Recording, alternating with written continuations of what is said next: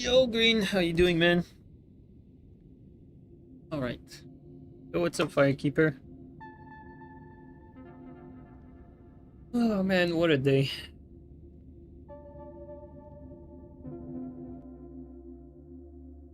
Yo, Darkborn, nice to see you, dude.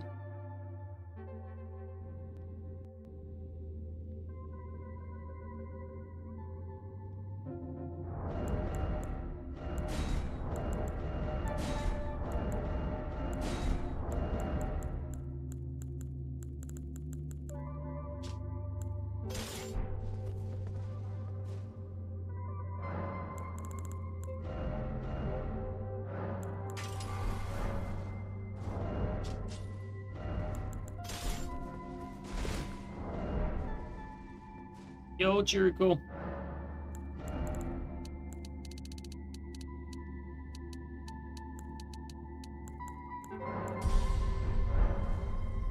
Yay, I think we should be good.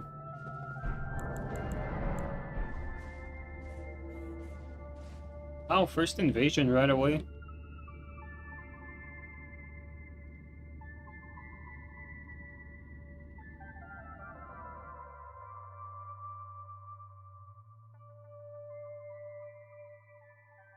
Guys, can you poise the follow-up of a greatsword? I think you can, right? Kind of forgot, but I think you can.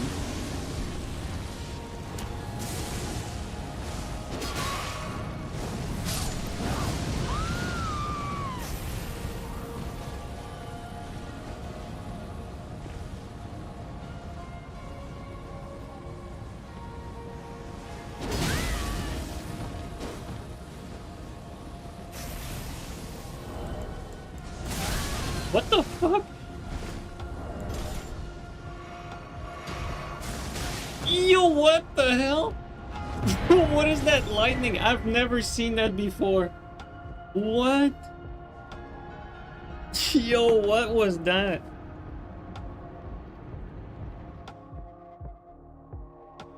Or one sec, I'm gonna double check if the YouTube stream is working, but that was... No, it's not working.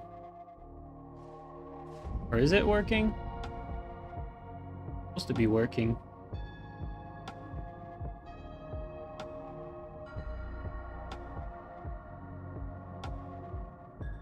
Yo, Battle Beast, you see the YouTube stream fine?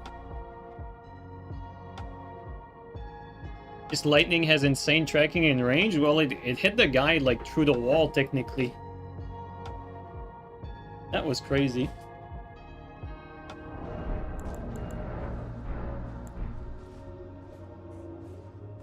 YouTube's alright? Alright, thanks guys.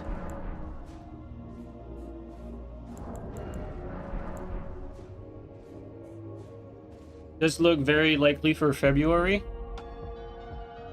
FromSoft are going to be at Nintendo Direct, confirmed this time for Tarnished Edition. Yeah.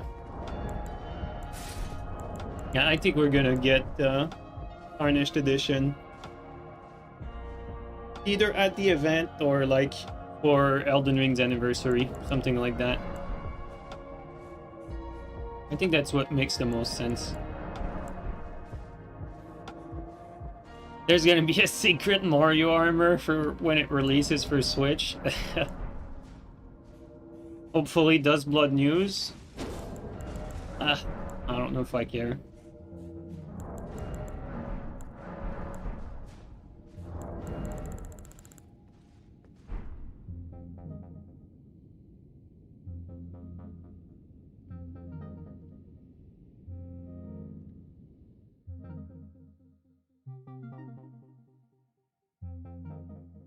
Makes sense for the anniversary. Yeah, I mean, Tarnished Edition was technically supposed to be already out, but obviously they had issues with, you know, how the game ran on Switch, so...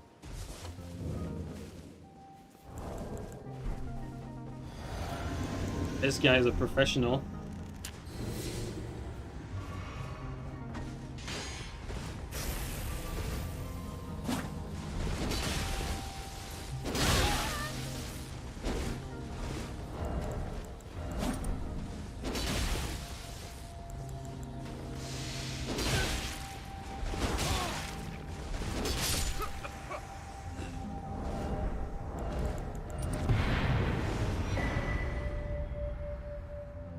It's gonna be sad when Duskblood is a banger, but no one plays it. For real, though.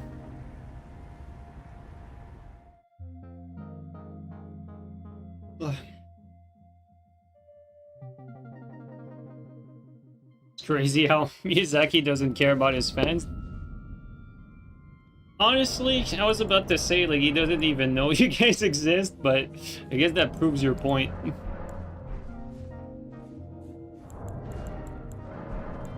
They definitely don't really care too much about PvP players. That's for damn sure. With all the decisions they've made from AC6, like butchering the PvP, like casualizing it like crazy for the newcomers. Same thing with Elden Ring. Like, it's clear that I think a lot of the decisions that they've made are literally catered toward like getting casuals to play their game. I think we have to come to that conclusion now at this point.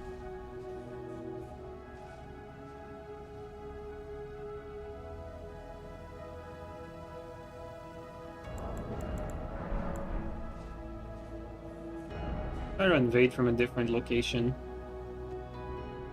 What about here? Might be a success, we can't tell, especially since Nintendo are looking to release the OLED model earlier than usual, but to be fair, for online gaming, you should play Ethernet cable all the time, so docked is probably the way. Yeah, I mean it's really a nonsense for, you know, for the Switch 2 to be like pushing for a PvP game like that.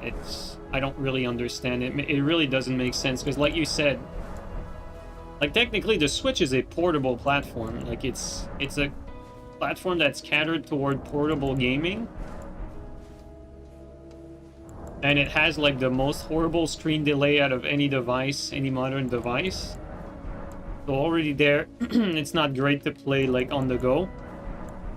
And then you add on top of that the Wi-Fi, because when you're playing on the go, you're playing on Wi-Fi. And so it's gonna make for a latent experience with insane delay for the screen. It's just nuts. Yoji, recently saw you using the Dragon Crest shield against green. Didn't think it was worth it. What would you say to the two-handed turtle tally for combat? Not just chase down. I recently made my fort slot, or like freed up your fort slot, and I feel you can get finishers that you were not able to before. Yo, Jacob, thanks for the bits, and I really appreciate the question.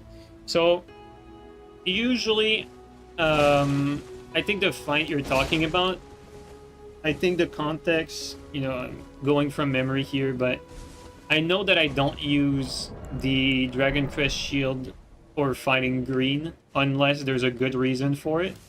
And so I think the reason why you saw me using it in the fight is probably because I was in the range of getting tier skipped. So like, let's say your HP is low right now, like for instance, you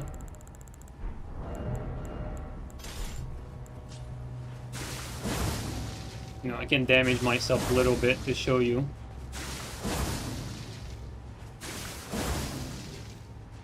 But yeah, I can explain in the meantime. Let's say that your health is very low, and the next attack that's about to hit you is likely to skip your tier. Like, this is a good example. Say I'm fighting with this amount of HP. I still have my tier active, but I don't want him to skip me. Like, I'll go for a little extra 5% resist so I don't get tier skip. That's like a one of the situation where you'd want to have Dragon Crest Talisman to not get skip there. Like, oh, especially like that. See that? Like how little HP I have there? I could easily get skipped by like 1 R2 for instance, or like 1 counter hit jump attack or something like that. So when you have like that little HP and your tier is still active, you don't want your opponent to skip you. So going for defense over, like, let's say Spear Talisman, so that you can quote unquote win the trade. You're not going to win any trade if you don't stay alive. So in these situations, defense is more important when your HP is low like that, because you want the next hit to proc your tier and not like just kill you. That's the idea.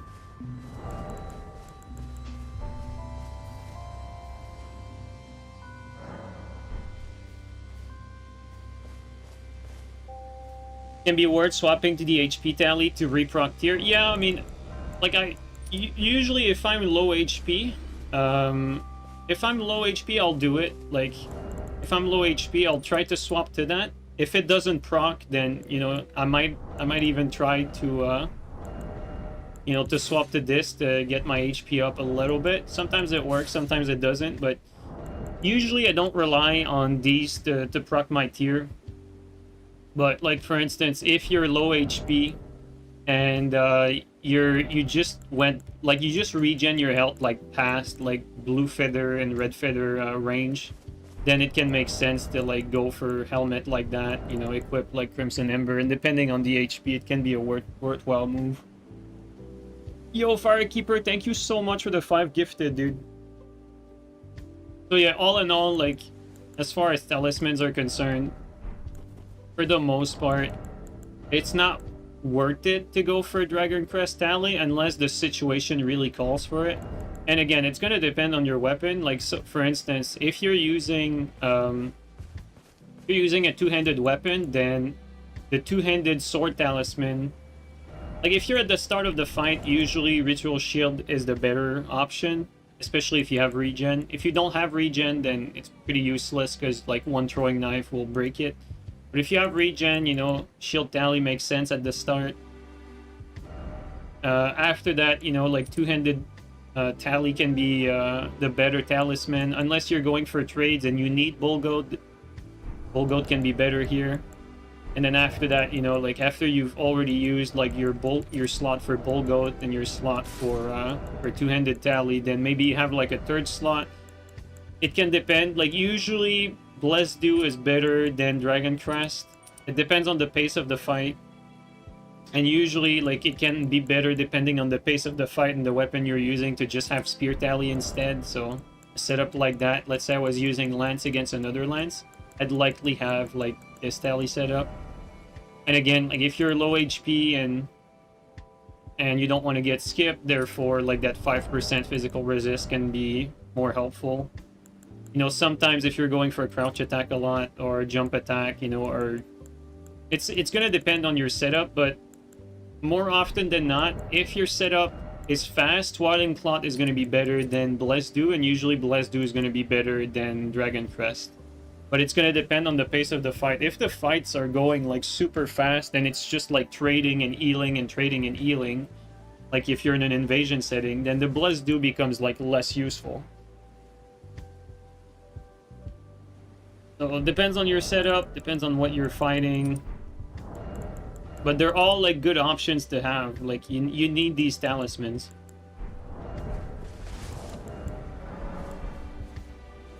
Okay, I don't think we can invade from here much, so let's change area. Let's try to invade from here.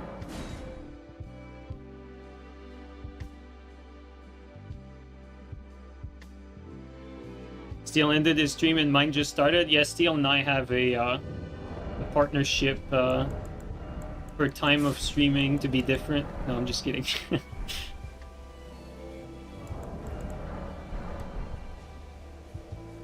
Both Steel and I like just stream whenever we feel like it. So sometimes it overlaps, sometimes it doesn't.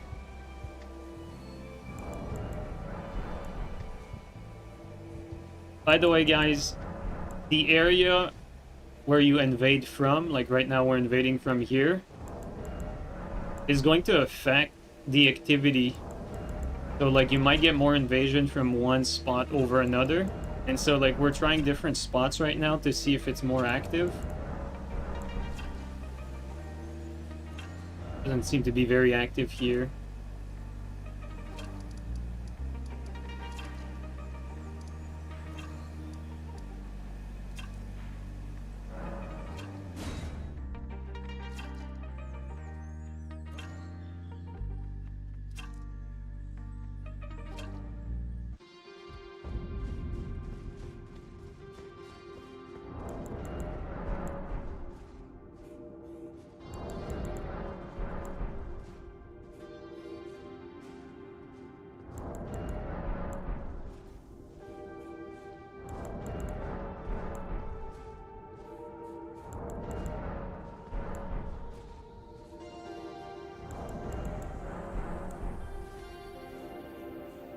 Interesting, you didn't know about that? Yeah, I actually, you know, like Elden Ring is like 4 years old now, and I learned about that like fairly recently, like a few months ago.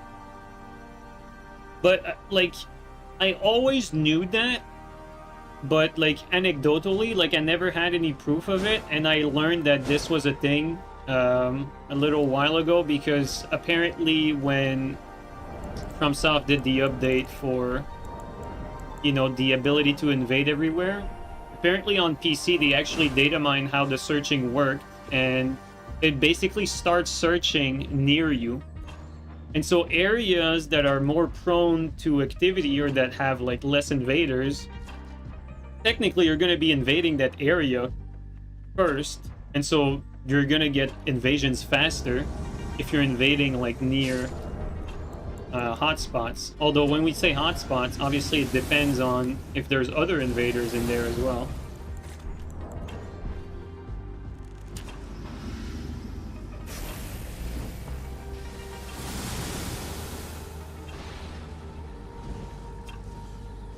Normally I'd go for the Phantom, but always focus on the Mage.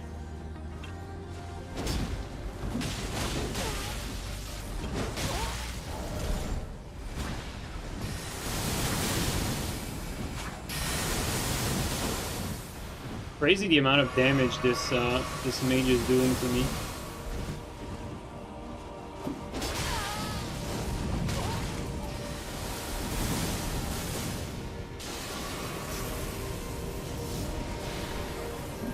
Even though we almost killed the Phantom. There you go.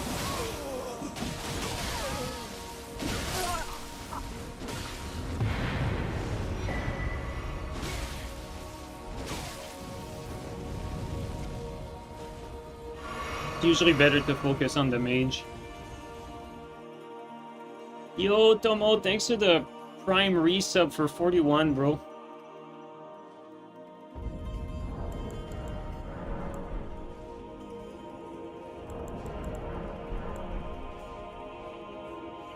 And so, like, you know, I might tell you to invade from X or Y spot, but I think as a rule of thumb, what you want is just keep in mind, like, what level are you playing at? Like, where is the bulk, like, where should the bulk of the activity be? And usually, if you're at, I don't know, like, level 125, like where I am, right? Like, where are you gonna find people? Well, you're not gonna find people that are playing through the game normally in like in Kaled really at 125. Usually not. You know, you're not gonna find them that much either around Haligtree. You might find them in the snow area, you might find them here, you might find them here, like the later levels basically. And then in the DLC, usually people that are in the DLC are a little higher level, so I think you'd probably get a little more activity if you were like a little higher level. But again, like, this is all like just intuition more than anything. It's like, I'm guessing, like right now by invading from here, I'm guessing that there's people that are around my level bracket that are playing through this area. And even though when I'm invading here, I'm not necessarily invading people in this area, like I'm invading the areas near this one. So I don't know like where the game starts searching after this one, but like right now we're getting more invasions from here than we were getting near Shaded Castle for whatever reason. Even though we just invaded Volcano Manor, but I don't really know like how the system exactly works, but basically, if you find a spot that's very active, chances are, like, you're going to be better off invading from that spot than, like, another spot. But you're going to have to, like, do some trial and error. Because it's going to depend on your level, it's going to depend on, like, activity of the other invaders. Because maybe an area is very active, but the other invaders are all there. Can I R2 out of stun? I guess if he does that.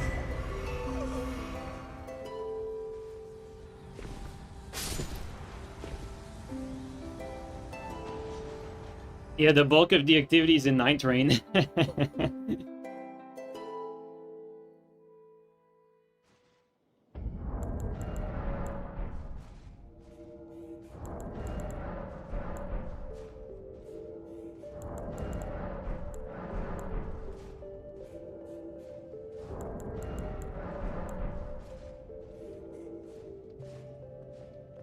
have no idea why PvEers are in Volcano Manor at this high level. Yeah, sometimes it's hard to understand. Like, you know, we rarely get invasions at Volcano Manor, for instance. And for obvious reasons, like, what are the chances that you're going to be around 125 at Volcano Manor?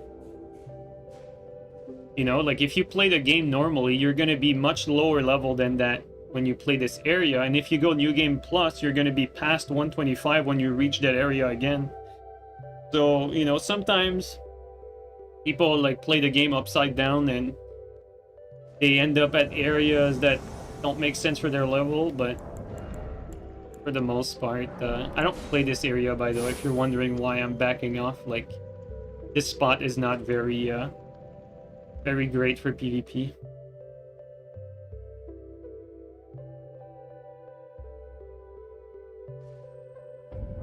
You know, one thing about invading everywhere is you do have to put, like, limit on, like, which area you want and don't want to play, because some areas can be more frustrating than fun. Like, for instance, the area we were just in that I backed off, like, either, like, we find the guys, like, near ledge, you know, one great bow shot and the invasion's over, like, oh, gravity kill, you know, but it doesn't feel like that rewarding. And then, on the other hand, like, you could be spawning right next to them, and then you get thrown off right away, and there's nothing much you could have done, so it goes both ways.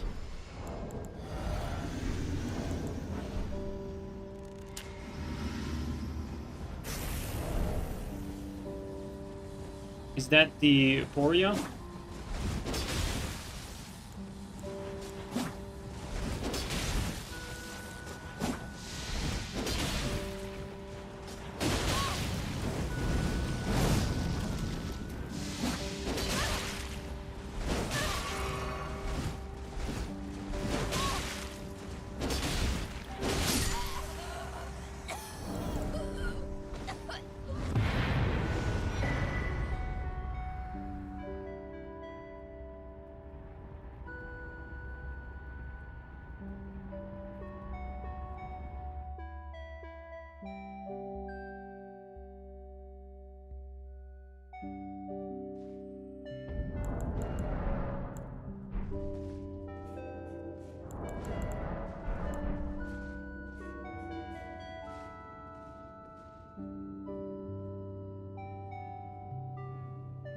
But I was listening to Majula Team. That would not be that bad, actually. I do have DS2 OST, but surprisingly, most of the Dark Souls 2 OST is not very enjoyable to listen to. I thought it was until I played it for a little bit, and it felt like very, I don't know, it felt like annoying. Like, there was a lot of, like high tempo, like, stressful stuff. Like, yeah, stressful is the right word, like, quite stressful even. Yeah, pretty much. Like, it felt like stressful to listen to.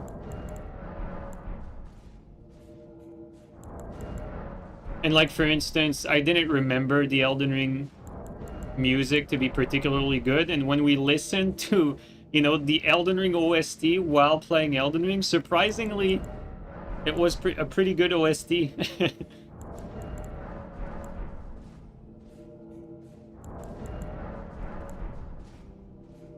But personally, like, my favorite OST from FromSoft is AC6. I think AC6 soundtracks are so good. It's just really pleasant to listen to. Just listen to Majula on repeat for 12 hours? Yeah, that's not a bad idea. Majula is very like, smoothing.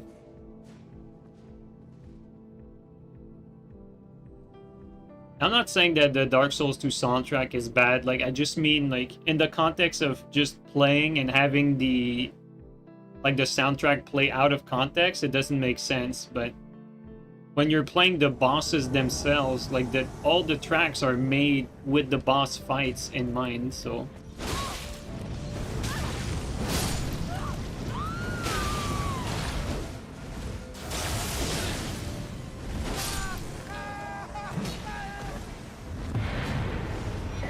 They went up the ladder just to get killed.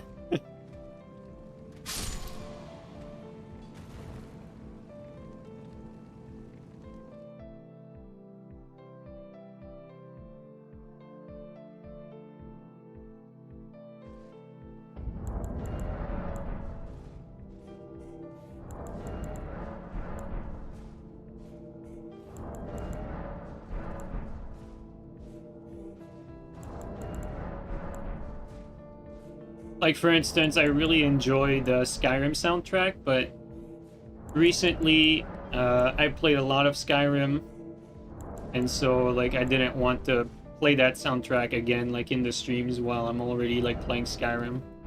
Although, like, now guys, I don't know if I told you, but I did manage to beat Skyrim. Permadeath, survival mode, unpaused, legendary difficulty. I did finally beat the game. And I almost fucking died, like, in the dungeon before, like, the fight with Alduin and Sovngarde. I got Fusrodad off a cliff. And then, I barely survived because I was wearing full heavy armor. And full heavy armor lets you take, like, less fall damage. And so I managed to survive because of that. So the run almost got fucked at the end.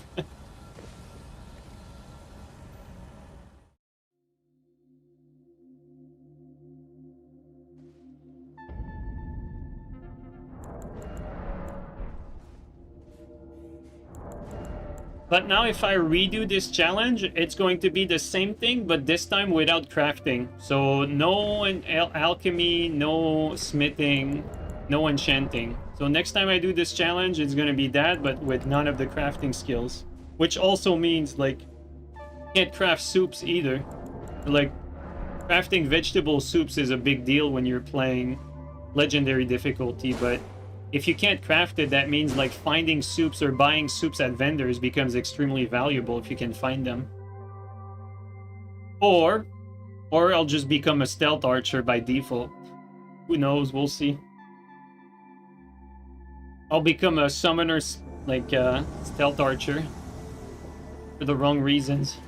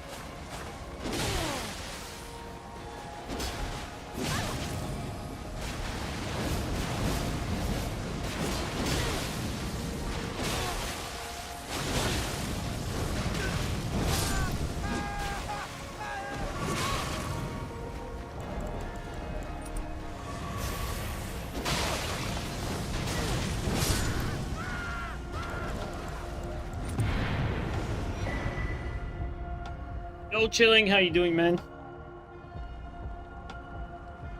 Had no stealth or summoning too? Oh, man.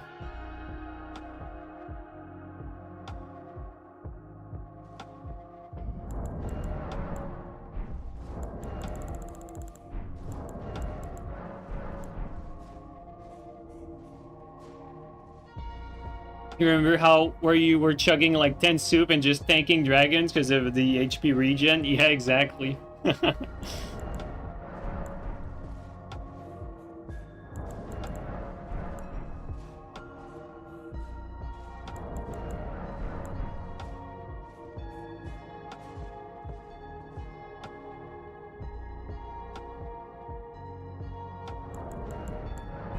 Oh shit, yo Vale, thanks for the raid, man. Welcome in, guys.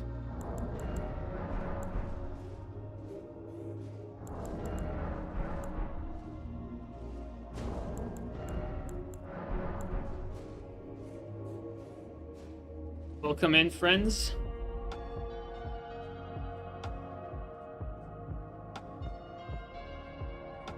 How many hackers today? Yeah, how many cheaters? So close, yet so far from Tarnished Edition.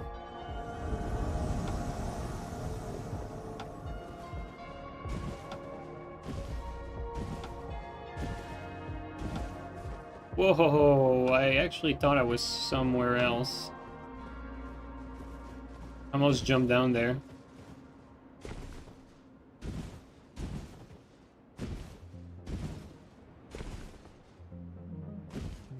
And by the time we get there, probably gonna fog wall us. Life was busy for you? Well, that's a good thing. By himself? No, he's not. So that means this is the Phantom, and the host probably already went in there.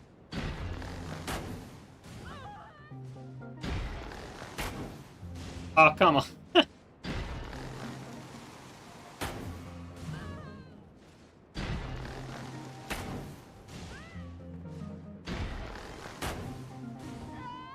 Oh, we got him. Oh, that was the host. Who was the Phantom?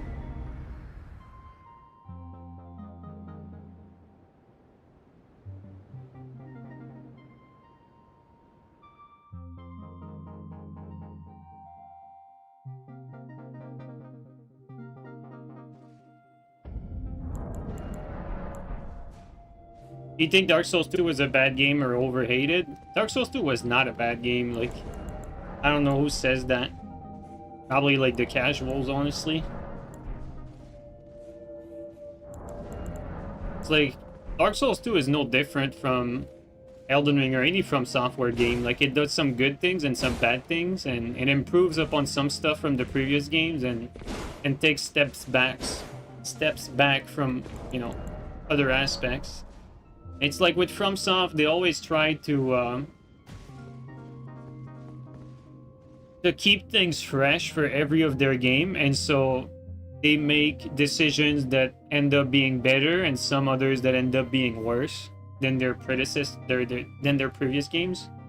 And I think Dark Souls 2 is no exception to that. Dark Souls 1 does some things better than Dark Souls 2. Like, for instance, you know, level design, Dark Souls 1 is clearly better than Dark Souls 2. It's not really even close. But then, you know, like Dark Souls 2 introduces bonfire aesthetic, you know, new mechanic, makes sense. It's a fun mechanic that everyone liked. And then there's Dark Souls 3, right? Like, improves upon most of the gameplay, but, you know, removes the bonfire aesthetic that everyone liked. And so you can't ever get a game that's just a straight up improvement over the predecessor. Like Elden Ring, you know, like Dark Souls 3 did shield poking great, you know, had shield be great. Dark Souls 3 had like the player limit, but, you know, Elden Ring does shield bad, and player limit in Elden Ring is worse than Dark Souls 3, so doesn't matter which game you take, they improve upon some things and then make some other things worse. It's just how it is. Would be nice if FromSoft had the presence of mind, I don't even know how else you'd call that, to just make improvements and not like go back on stuff that everyone likes. But, you know, it is what it is. The never-ending discussion of Elden Ring bad,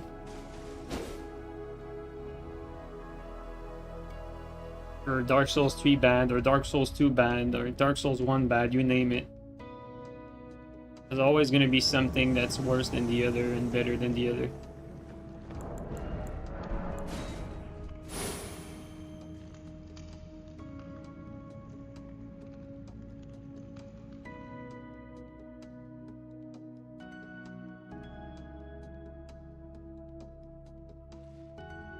Perfection is chasing FromSoft, but they're faster. I feel like that's something fucking Reddit would say unironically.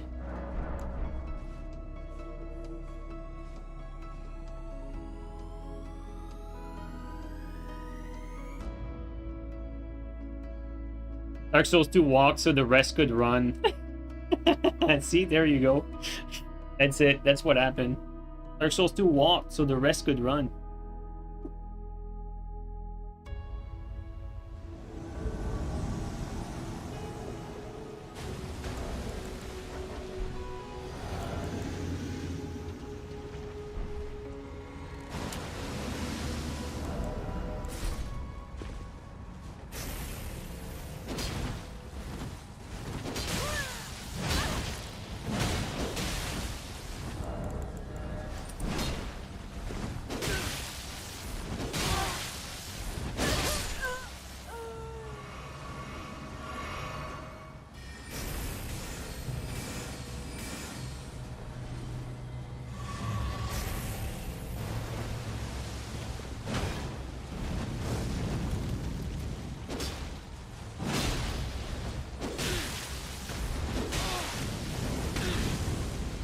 He gave up. He gave up so fast, though. As soon as I got one hit on him, it's like he just let go the controller. Like, he gave up after, like, one hit. Like, it was fine before the one hit, but that one hit, it was just too much to handle mentally.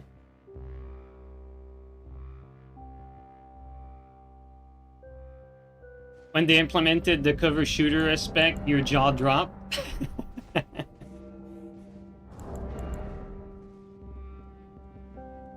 They have to keep in touch with people who really know their games and listen to the feedback. I would tend to agree with you. It's just that sometimes I wonder if, like, I always thought that a lot of the stuff that I saw for feedback was to be, like, was taken for granted by, like, anyone who PvP'd, but sometimes I realize that it's not. And even, like, sometimes, like, I realize stuff about games, like, very, very late, and sometimes other people figure that stuff out before me. Although I will say, though, with Dark Souls 3, I definitely feel like, you know, there wasn't really anyone else that was as knowledgeable as I was for, like, the game as a whole, like, you know, as far as strategies, like what to use, how the game plays, fundamentals, you know. I had a pretty damn good grasp of everything. But, like, you know, for a game like Elden Ring, if you give the decision of power to, like, someone like me, I guarantee you that I'm not gonna make, like, a bunch of change, but I'll make the changes that should have been made, you know what I mean? Like stuff like player limit. Things that are critical, that FromSoft doesn't seem to realize are critical. Elden Ring PC netcode still shit. Odd of it improving in Tarnished Edition. Unfortunately, dude, like, the reason why the netcode is so shit on PC for PvP is that FromSoftware tried to implement their own form of anti-cheat. I'm not even talking about easy anti-cheat. I'm talking about FromSoft going out of their way to wrap the data that you send to the other player when you're doing an action. So let's say, for instance, you know, I'm fighting you, I'm doing an attack. Well, I'm sending the data that I did an attack to yours, you know, to you, and you receive that data. But what FromSoft did that they didn't do in other games is they encrypt that data before sending it, and then they decrypt it once you receive it. And so that process of encryption and decryption adds a security measure that prevents people from, you know, like, sending malicious code to you, or, like, you know, hacking into your PC. Like, it's a security measure that's very, you know, it's a very secure way of doing things. But by the time I encrypt the data and that you decrypt it, well, that shit's gonna be latent as fuck. Like, you're adding, like, a bunch of milliseconds of latency. And that's a thing that's exclusive to the PC version. Like, consoles don't have this procedure. And so that's one of the reasons why you feel like so much latency and skips on PC, which is very unfortunate. Is that the result of the remote code execution disaster in Dark Souls 3? I do believe so. I think you are spot on there. I actually do believe so. I think that this measure, if we look at it, you know, like, objectively, like, why would FromSoft implement that system for the very first time? I mean, you have to look at the remote code execution incident in Dark Souls 3 and say that's probably why. They don't want, like, anything happen to them legally. And so they protected themselves that way.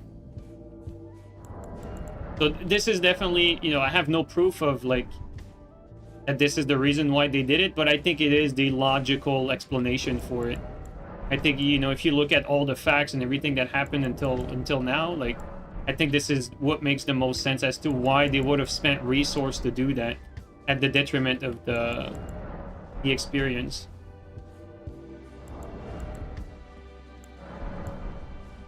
But I just want to point something out as well. Like, the info that I'm telling you, I did not get that information by data mining myself. And this is not the sort of information that is readily available online. Like, I've talked to people that were knowledgeable about the topic, and this is what I gathered from it. So, you know, maybe I misunderstood some of it. You know, maybe they were wrong on some other things. I don't think so. But, you know, just throwing that out so that you know that I'm getting this information from people I know that are knowledgeable. But, you know, this is as far as my information goes.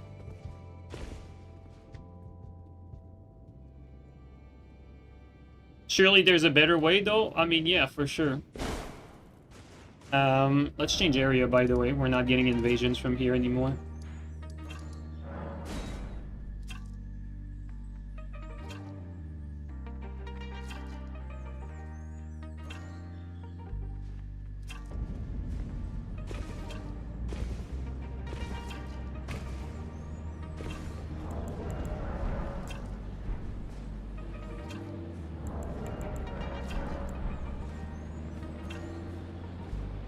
That's Vale down here.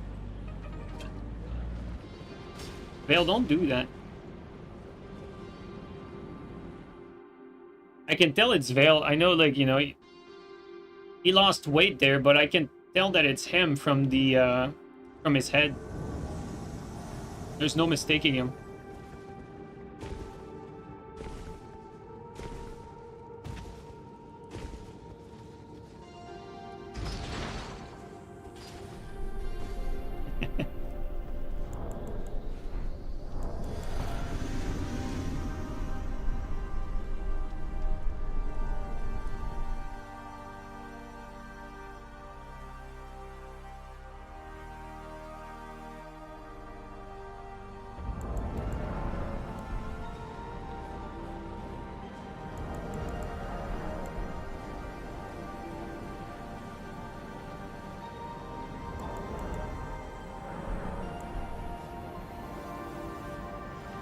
Look at Vale trying to be sneaky and all.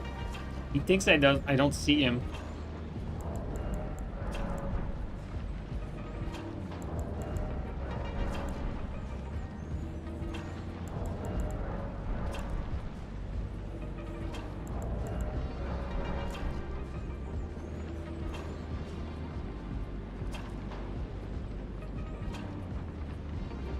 Invasions are too boring. Today, you're just here for the conversation. Well, I appreciate that. I don't disagree with you. Like, invasions are not always very compelling. I definitely agree that, you know, my content was way more entertaining back in Dark Souls 3. Like, it was way more unique. Like, right now, it's just, you know, same old same. Just killing scrubs or dying to scrubs. Oh wow, another moment. That was a mix-up.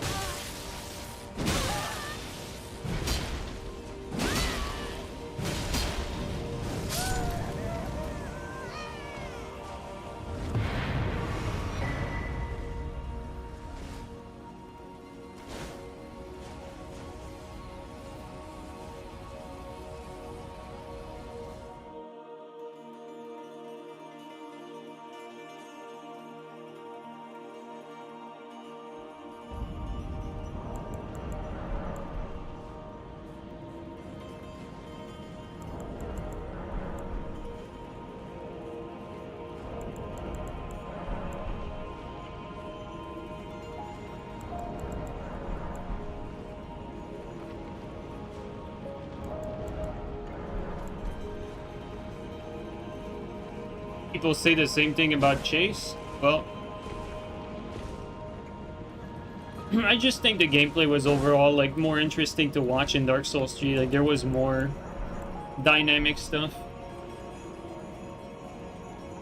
Like the try-hard co-invasions was very fun to play and to watch, I think.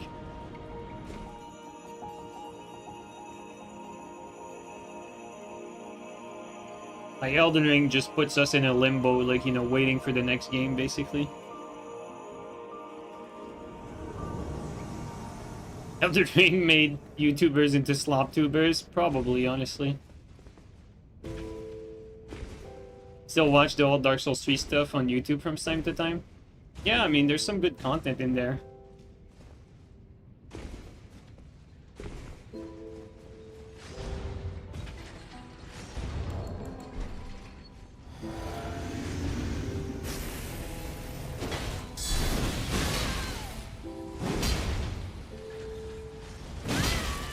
poor reaction time by me there.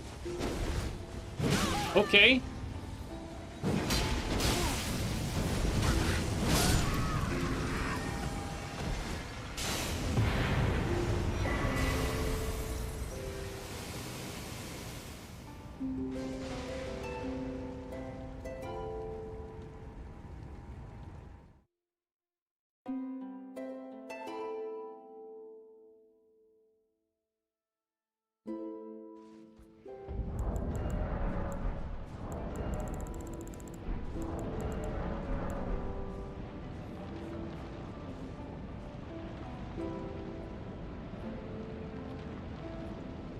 What was the mage planning?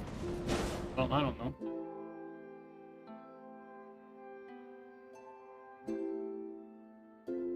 You don't remember getting stuck as much on the ground you walked either in Dark Souls 3? Well, that's probably because the map is much more dynamic in Elden Ring. Like, there's much more, like, variation in the ground you walk on, so that makes sense that you're gonna get stuck more.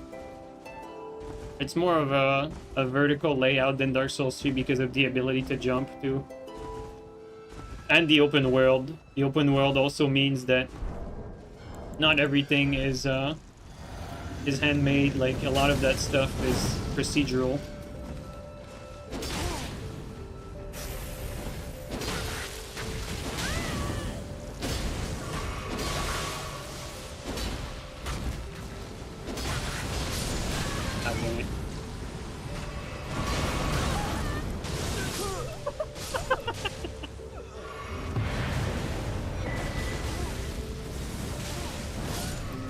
Oh, the bubble. Not to be fucked with. They just one-tap the host. That's crazy.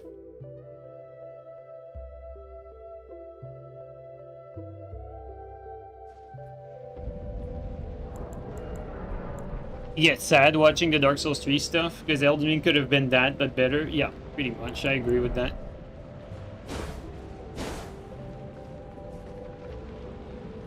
Like, to me, Elden Ring feels like a missed opportunity, and it's funny to say that because FromSoft got so much success from Elden Ring.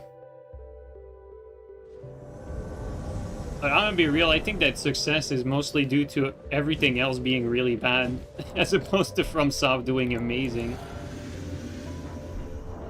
Yeah, like the fact that Elden Ring was getting so many like 10 out of 10s, to me is more of a testament that everything sucks than Elden Ring being somewhat like the greatest game ever.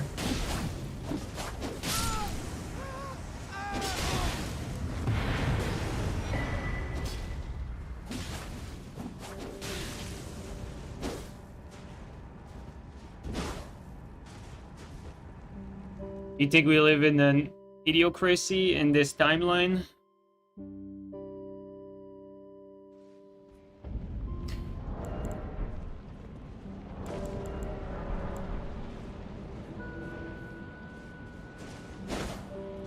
I will tell you one thing, like, the story of my life, like, since I was very little, I always thought everyone around me was so fucking stupid.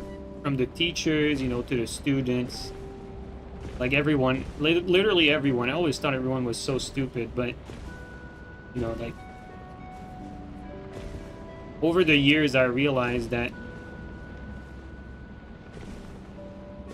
you know, everyone is different, and you can't hold yourself to the same standard as you hold everyone else.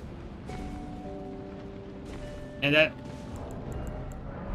that's not gonna be true for everyone, you know, like, everyone sees the world differently, you know. We're not all raised the same. I think as you mature over time, you develop a little bit more empathy for people that you would so-call idiots. And I say that, you know, it's a never-ending battle to not look down on people that are stupid. And I'm serious when I say that.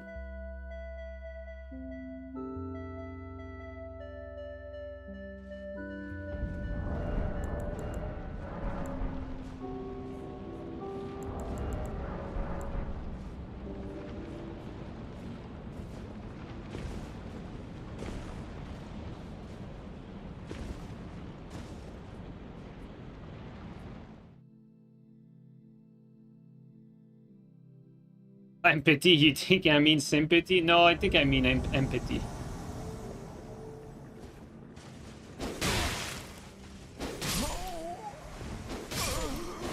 Grab their stuff. It's a rune art. I can't grab any more. God damn it.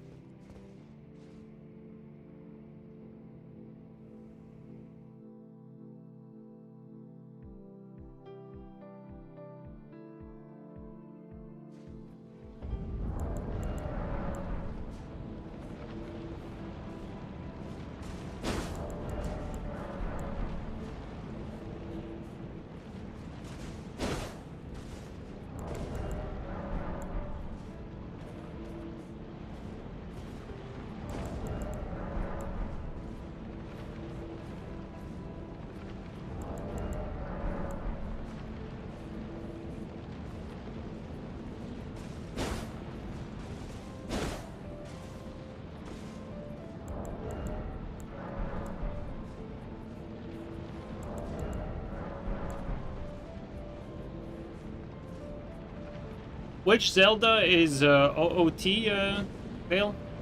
I'm not really familiar with the Zelda acronyms and names. Which one is the OOT? Ocarina of Time. Oh yeah, that's right. Ocarina of Time.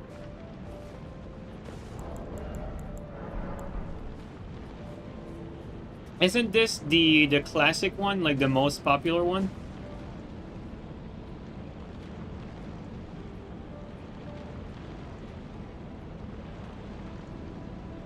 Came out in '98, by the way. Well, some classics are timeless. Like some good games just are replayable and then enjoyable again, like even when played today. But I get what you mean, like, you know, like as much as we talk often about the things that we miss from Dark Souls 3, we don't really talk about the things we don't miss from Dark Souls 3. Like Dark Souls 3 was a shit fest at the end. Like it was just like glitches, and the balance was other shit with like PK and Murky like dominating everything. Like a lot of the stuff was not great. But you'd hope that Elden Ring improves upon that stuff and then some, you know. Single player games definitely age differently. I think you're probably right.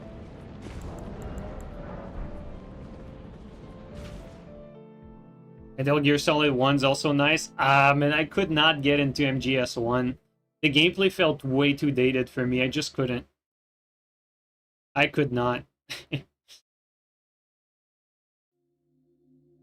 But like replaying MGS4, that I can do it. Like MGS4 gameplay still holds up very, very well. I like it.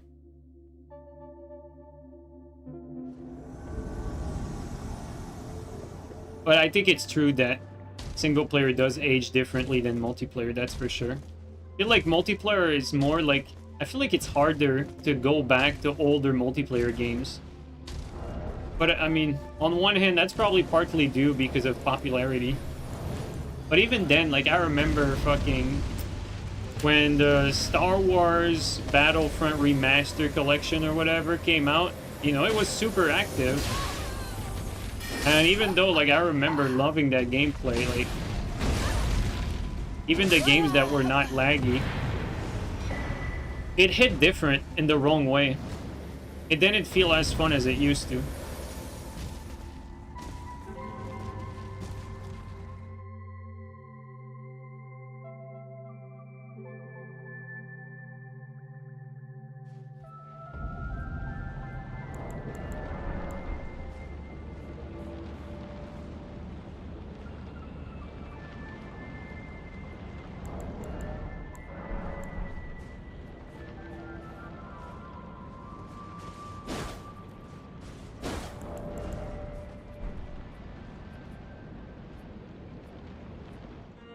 PvP multiplayer communities tend to distill over time into the worst of the worst tryhard shit.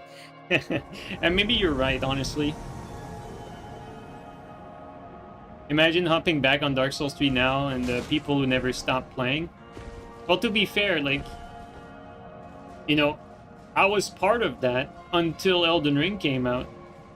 It's just that for me, like, I don't like stick back to like old stuff. I try to move on. Like, otherwise, like, you know, you say that about Dark Souls 3, but I would still playing. I'd still be playing Rainbow Six Vegas 2 to this day if I'd stayed to like what I liked and what I was good at.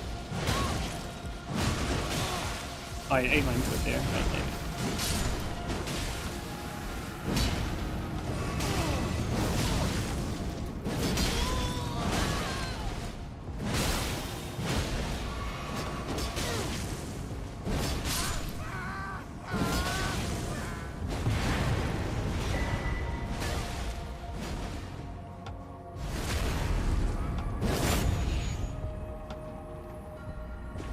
You have to move with the herd. I don't know if it's like you have to move with the herd or like you know, more like everything is ever changing, and so if you end up stagnating, you're not doing yourself any favor. And that's the same thing for the games you play, you know, like I like to stick to a game for a long time, you know, improve at it, get better at it, but I'd be lying if I told you that I'm not eager to move on from Elden Ring with the next thing from FromSoft, even though I know that Duskblood is probably not gonna be it. But like I'm eager for, like, let's say, you know, Kingsfield reboot, you know, Elden Ring 2 or Dark Souls 4 or you name it, you know what I mean? Like I'm eager for that thing to come out so that we can move on from Elden Ring.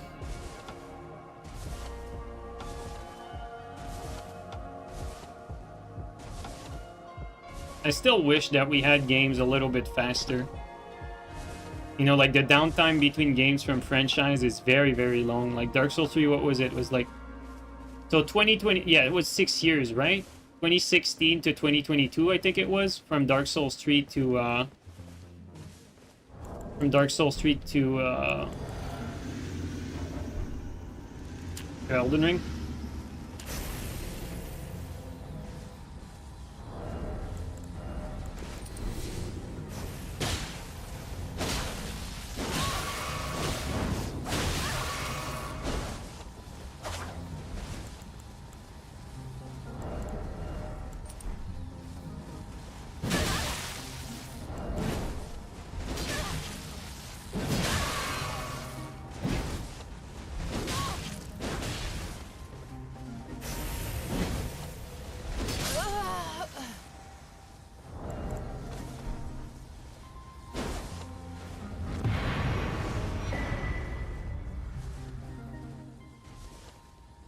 AI acceleration is definitely going to ramp up game production per year. Absolutely, though. You're completely right on that. And as much as people like to...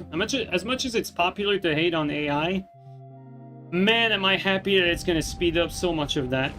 Jesus Christ, like, no more waiting for a century for the follow-up season to your favorite anime. No more waiting for 11 fucking decades for the next Elder Scrolls game. I say that, but I mean, we're probably gonna have to wait another 10 years for that to actually be true. I mean, not 10 years, but like, from what I know, Unreal Engine 6, which is not out obviously yet, is going to be an engine that's developed and focused on leveraging AI tech as much as possible to speed up, you know, various production processes. And, you know, Unreal Engine 6 is not around the corner or anything, but until that arrives, like, it's gonna take a little while before you see, like, real quality. I was about to say AI production, but that's not even what I want to say, like, because when you're talking about, like, AI to make games, you're talking about, like, one programmer is able to program a bunch of shit by just having the AI, like, program everything at the same time that they want. And so it's like, it's the same thing for software, by the way. Like, you know, you have like these... I was listening to an interview recently, and the guy was a lifelong programmer, and he was talking about like how recently, like, he's working on a particular project, and the amount of coding that he did on that project using, you know, leveraging AI and having the AI like code for him, and he's like managing all of it on his own. And that amount of coding is more than all the coding he's done in his entire lifetime. That's what he was saying. And so just to give you guys an idea, you know, like it means like concretely that as a programmer, you do not need to spend like, you know, years and years developing whatever you're trying to develop, and you don't need a massive team like you used to. Like that work can be done by AI agents working in parallel.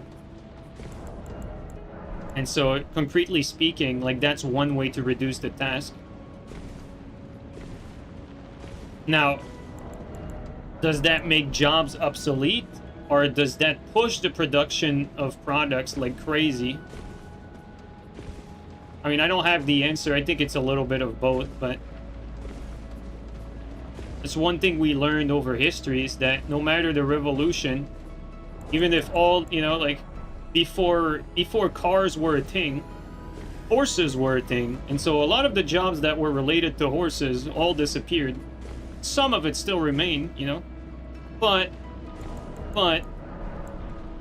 it got replaced by jobs that were inconceivable at the time, you know, like back when horses were a thing, like people could not even fathom or imagine what a garage mechanic would even be like.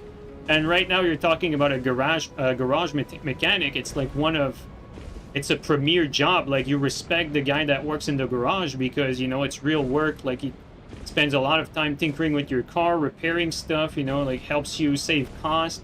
It's a very respectful job, you know, being a mechanic.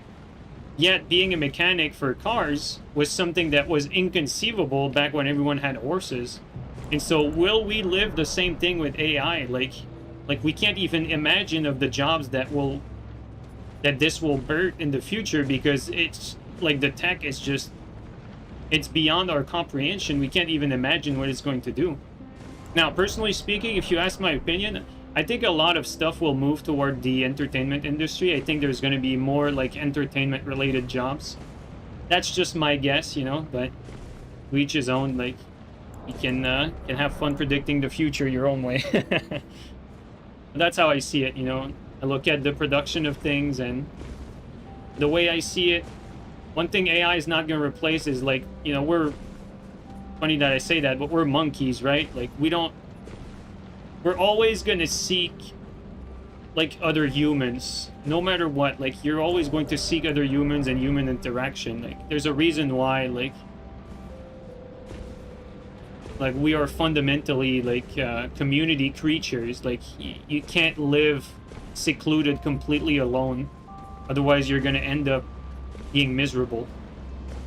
And so at the end of the day, like, we're always gonna naturally seek and be driven towards other human in one way, shape, or form. And even if that new way of doing things might be, you know, like, you guys are, like, right now, for instance, right? Imagine that you had to choose between a bunch of AI streams playing fucking Elden Ring. Like, maybe it's gonna feel novel for the first few times, like, oh my god, look at what the AI is capable of doing in Elden Ring. But after a while, you're probably gonna gravitate back toward the human streamers, let's say. You know, go back to something that we can all understand as an example. That's how I see it.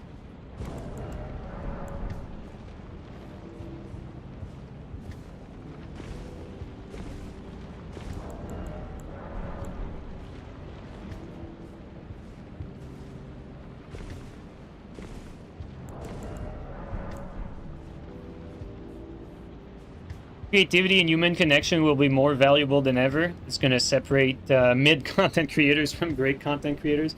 And maybe you're right. Like, you know, I don't hold, like, I don't know what's going to happen, but, you know, we're just having a discussion.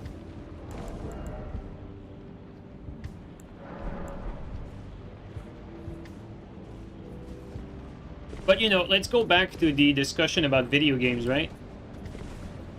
I think right now, like right now in the current gaming landscape, if you drop the ability for every company to leverage fucking, you know, AI tools that are super powerful, make you be able to get work done super quickly, you know, yada yada. If you have that right now, what will happen the games will still be shit. You're just gonna have a lot more of them. No one's gonna buy them anyway. You know, all the slop that, you know, like the High Guard, the fucking, you know, whatever, like AAA studios that are disconnected from reality make, like, it's all still going to be shit.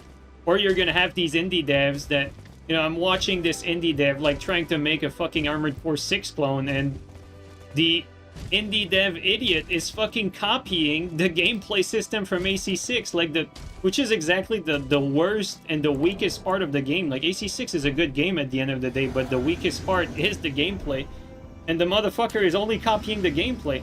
And so at the end of the day, like, it doesn't matter how good, how amazing all the tools are, if you don't know jack shit about design, like, nothing's gonna save you. This guy is a ladder player. Might even be a tournament champion.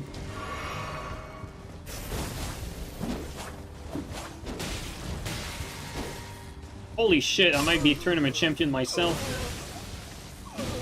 Look at that. Flawless.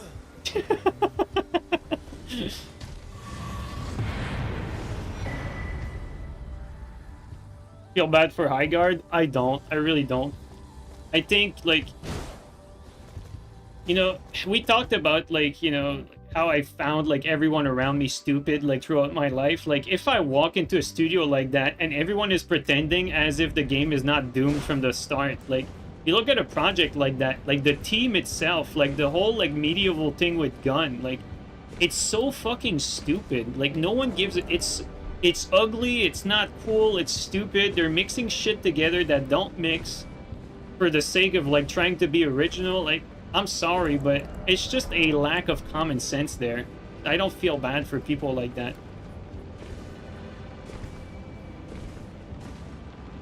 And I'm guessing that there's probably a lot of people that work there that simply don't have the testicles to say what they think out loud either. Even though they know it's shit. They know it's a bad decision. Maybe some of them even say it and nothing happens because they're not in control. That's also possible, you know?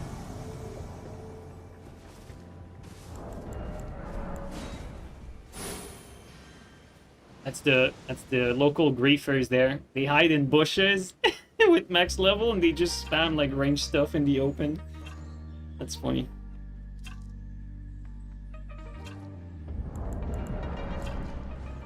They're gonna start needing to create alts. Or change area, at least. Maybe one day they'll... Like, speaking about, like, growing a pair, you know, one day these guys will probably grow a pair and do twos, but maybe that's never gonna happen. But, you know, going back to the topic of games, like, even if we have the AI tools right now, I'm not confident that we're gonna get, like, the games in themselves are still gonna be as bad as they are now, basically. They're just gonna come out faster and gonna speed up the process for failures faster. Although one thing that it's going to do, it's going to democratize who can make those games. And so maybe with these AI tools, you're gonna have more people like me, or, you know, like other people that are passionate about, you know, what we're talking about, passionate about games, that have an understanding of gameplay. Gonna democratize that process for more people, and then you're gonna start to see, like, games from people that have never made games before, but their games make a lot of sense because they're made with a certain understanding.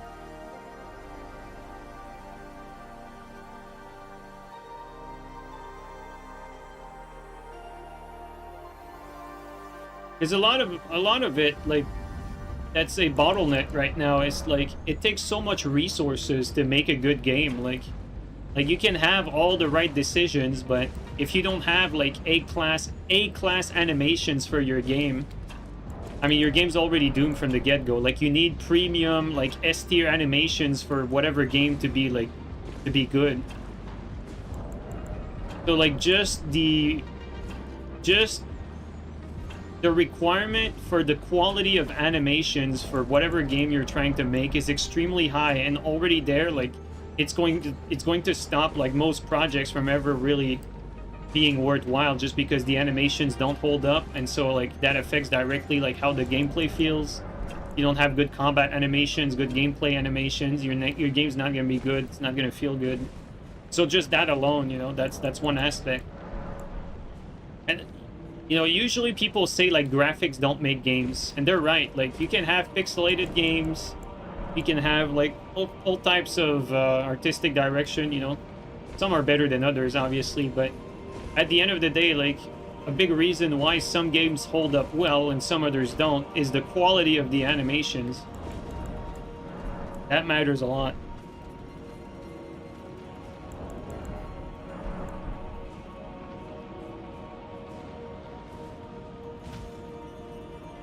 No amount of AI can fix this abysmal piloting of senile devs or high-ranking staff disconnected from artistry and reality. I don't know if they're disconnected from artistry though. Like I try to follow like a lot of artists, a lot of studios, and let me tell you, like a lot of programmers, a lot of artists, they're very good at what they do. Like they're very, very good at what they do. Very, very passionate. Very creative, you know, they're great. They're great at their craft. That's not the issue. The issue is usually the design of the game and the gameplay and the direction. That's usually the issue.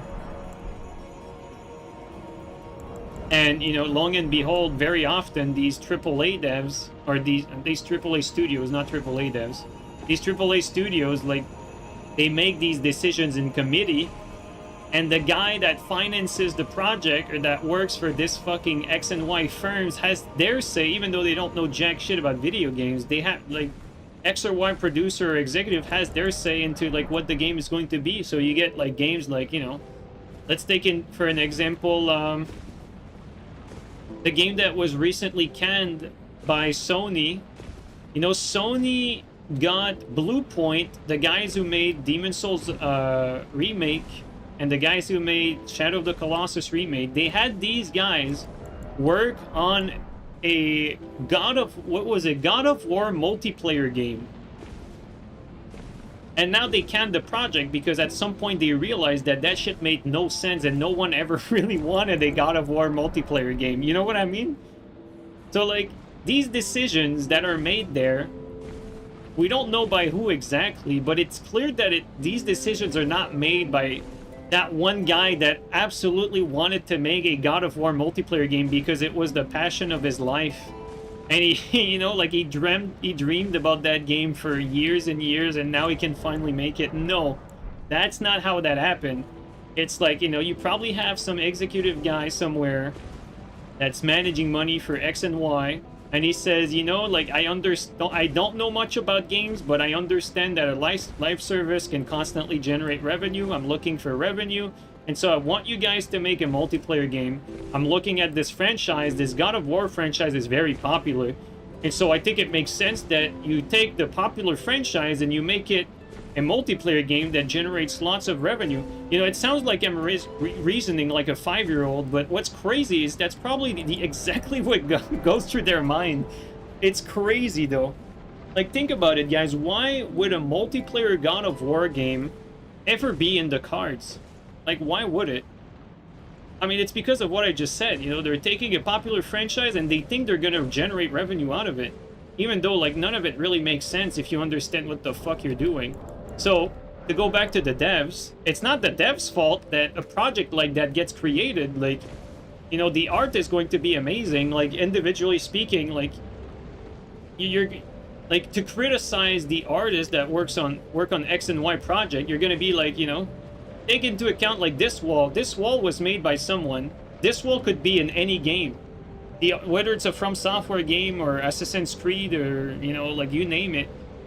Doesn't take away from the artistry of the person who made this asset, for instance. And that's true for animations, you know, that's true for everything. And so, at the end of the day, like, I don't think it's always fair to blame. Like, we always say the devs are clueless, so on and so forth, but really it's more like, more often than not, it's the people that are responsible for executive decisions, you know, people, the gameplay designers. It's usually the same people that are clueless. It's not necessarily the artist. Although I will say, you know, having majored in 2D animation, I will definitely say that artists are generally pretty stupid and pretty naive, and, you know, Definitely not the brightest bulbs, the artist in general, but a lot of them are very passionate, and they are consumed by their craft, and it would be disingenuous to tell them that their craft is not on point. Like, they are very good at what they do. So at least from my experience, that's what I can say about it.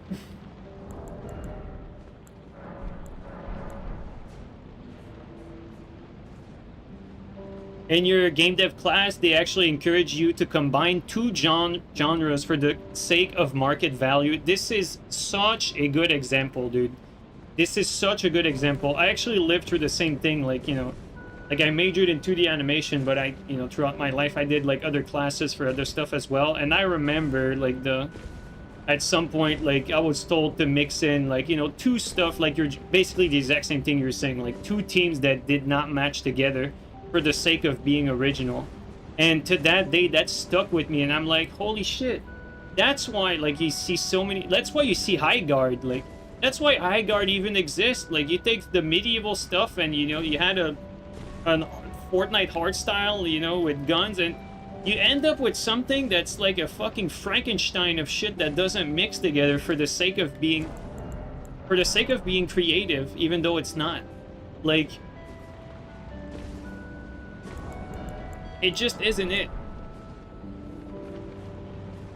It's you know, it's one thing to be original because you truly have a vision of something that you want to mix together. Like, there's some element that you want to bring from X and Y. You know, like let's say that you've been a fan of like post-apocalyptic games, you know, like you played, like, I don't fucking know, like you played zombie games, you played whatever.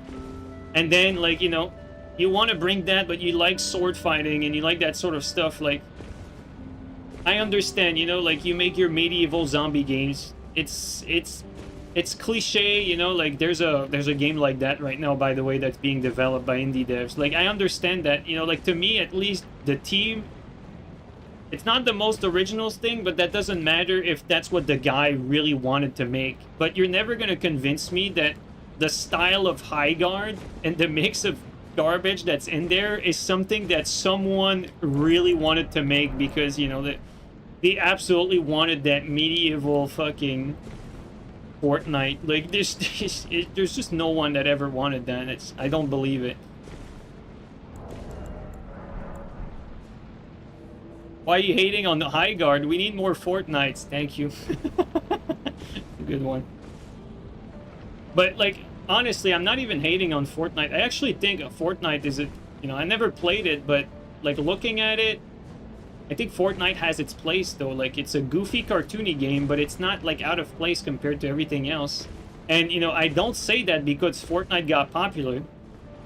I was actually interested in Fortnite before it even came out, and at that time, it was not even supposed to be a battle royale. It was like a building game, and I was actually interested in it. I never ended up playing it, but it's funny because it ended up being something completely different. But I was actually interested in Fortnite before it was ever even supposed to be a battle royale game, because I thought that the building thing was interesting.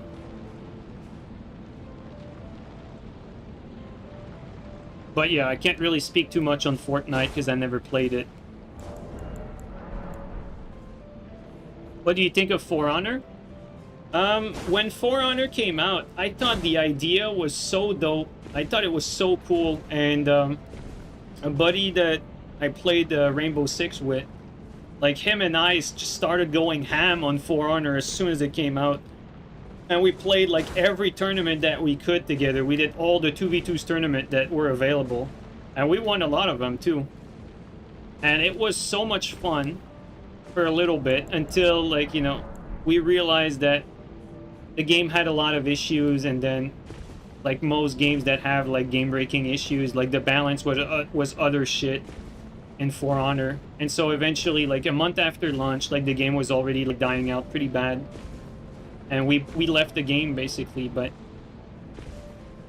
to the devs' credit, you know, For Honor at the start, it was a passion project. Like, you could clearly see that if you listen to interviews with some of the devs that were the creative guys behind For Honor. Like, these guys were passionate about this game. And they did turn it around. Like, even with all the flaws that For Honor had, like, you look at it today and, you know, there's still a lot of people playing it. And they did salvage the game, even though, like, a month after launch, it was in a horrible state. And so you have to give credit where credit is due. I think games like For Honor is exactly what you want, because you have to look at it this way. For Honor, when it came out, it was unique.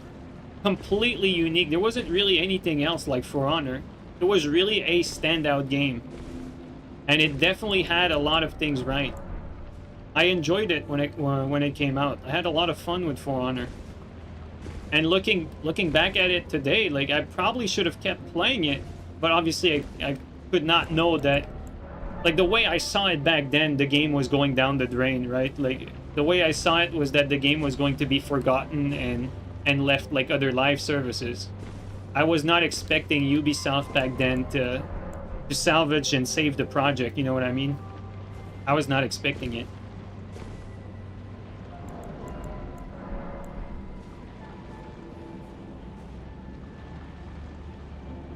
What was busted there? Well, back when I played at launch, like, you know, like, For Honor had like a few classes, and like some classes were kind of busted, really. And I know it's gonna sound crazy, but I played For Honor on fucking Xbox, dude. The game was 30 FPS. I'm not even joking. I just,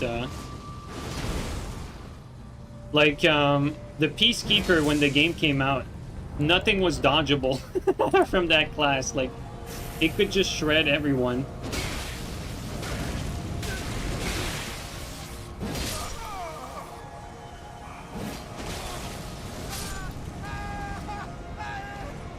Crazy how long we put up with 30 FPS. Yeah, I know it sounds crazy when I say that, like, but yes, guys, at some point, competitive games actually were a thing at 30 FPS. Nowadays, it's unthinkable. But yeah, there was a time.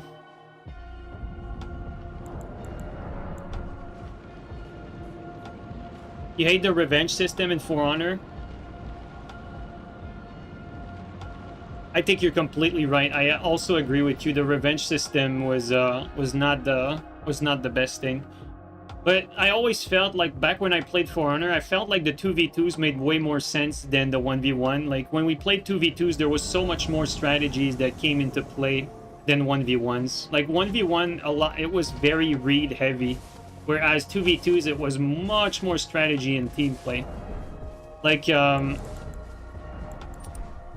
my buddy and I, like, we would play, and like we would constantly be like switch, and like every time one of us said switch, like, we would take the target that we were locked onto and switch target, both of us, like, in sync. And that gave us the edge in so many fights. Like, just that little strat, like, switch, and then as soon as one says switch, we switch target no matter what. And it just, that strat, like, won us like a bunch of tournaments. And just that, like, the whole, like, team play already, like, to me, made the game, like, so much better.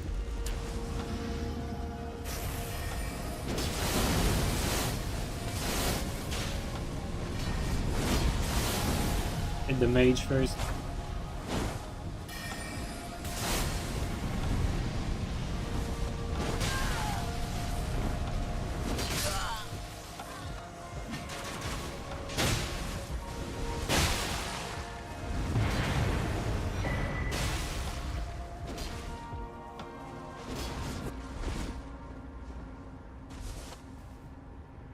How much lumber does Ubisoft have? That's a good question. That's a pretty good question. I mean, they're doing so bad financially right now.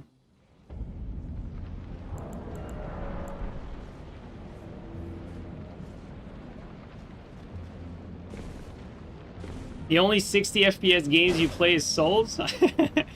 You play, what do you mean? Do you play other games at 30 FPS, or do you play other games at, like, you know, like 240 FPS?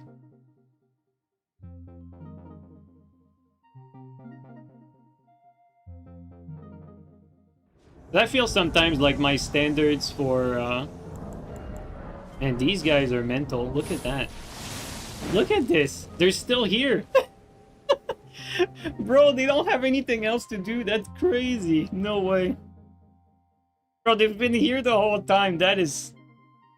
I want to say that's funny, but holy shit. Like, these are some weird people.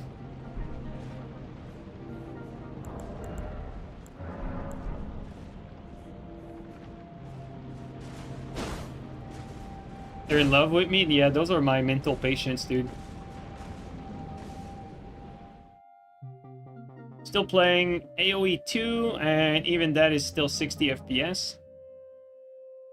I remember when AC6 came out, and we played it on PC, I was like, holy shit, does it feel good to have a stable 120 FPS game?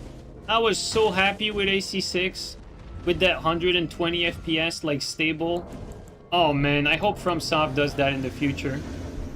Although I say that, you know, like, high FPS does change the gameplay for games that are very, like, timing heavy, like Souls, so...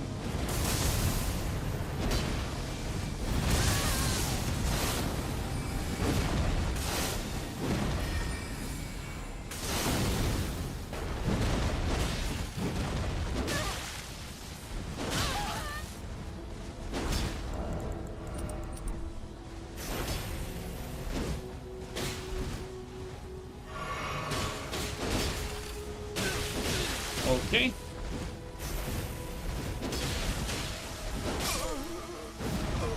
Green.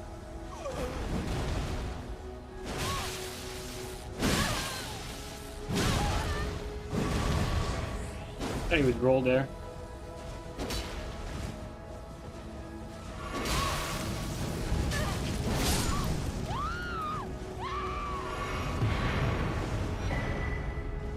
We tried Demon Souls PvP. Yeah, when Demon Souls remake came out, I did play the PvP with the 4 other people that played. Unironically, Demon Souls PvP was the best part about Demon Souls, but that in that case, that's not a compliment. It's a testament at how fucking bad like the single player for Demon Souls was. I genuinely think that Demon Souls is one hell of a shit game. Like, it's really fucking boring. It is dated as shit, and no matter the beautiful coat of paint that you put on top of it, man oh man does the PvE suck ass. Jesus Christ, the AI is so dated, it feels like a complete waste of time to play Demon Souls Remake. But the PvP was not that bad.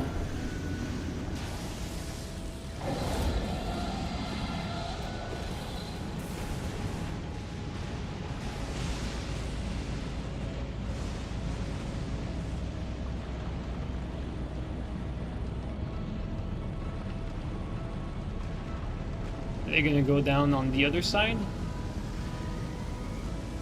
So we have the desync dragon right now, so I think they went down though.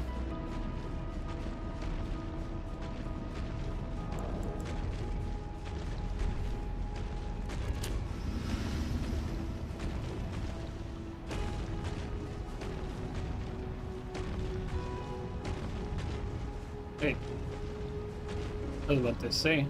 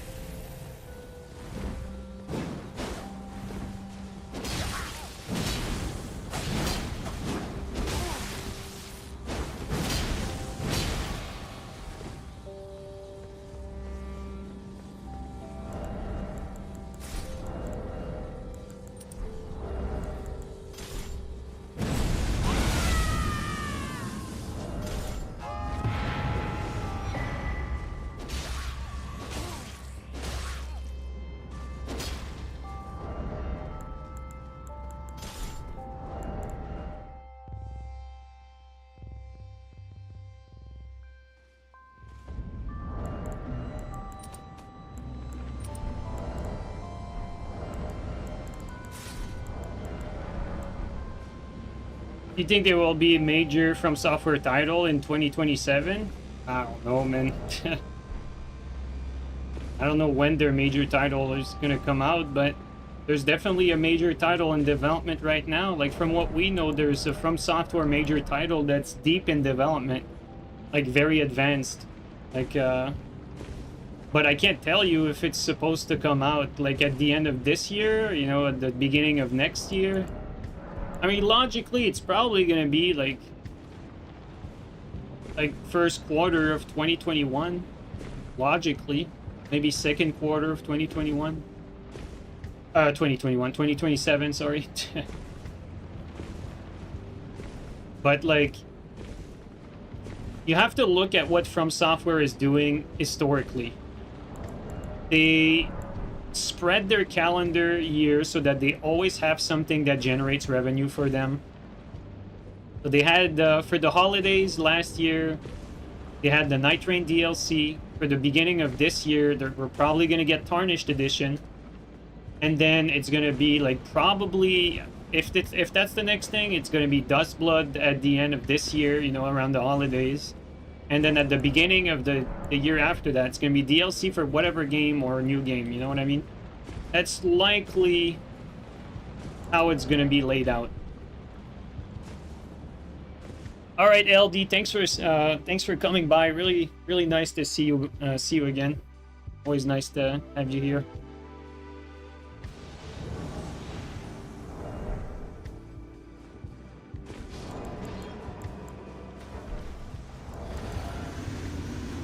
Will we see if Duskblood even generates revenue? I mean, Switch is a popular platform, but it is a multiplayer-only game. Like, that's truly Elden Ring. Holy Elden Ring. You can't make that shit up. Oh my god, bro. What the fuck is wrong with this? Yo, what are we doing here? What is going on?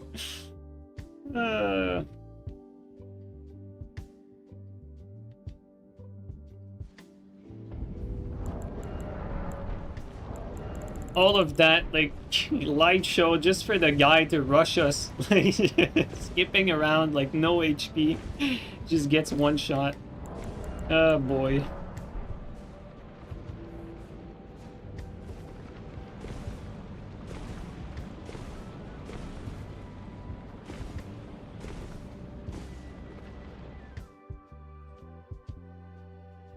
Embattled Raven, thank you so much for the resub for 3 years. Thank you so much, man. 3 years. And still kicking. Thanks a lot, dude.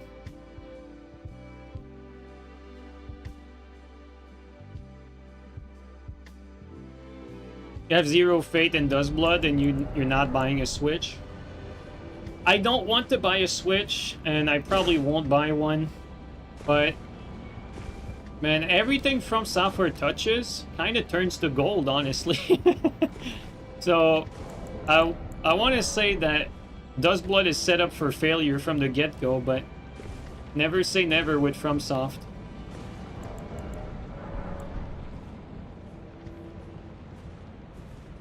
Let's just say if I had to bet on the success or failure of Duskblood, my brain would say it's set up for failure, but I would not bet on it. I wouldn't bet on it. I'm not confident enough to bet on it, let's say.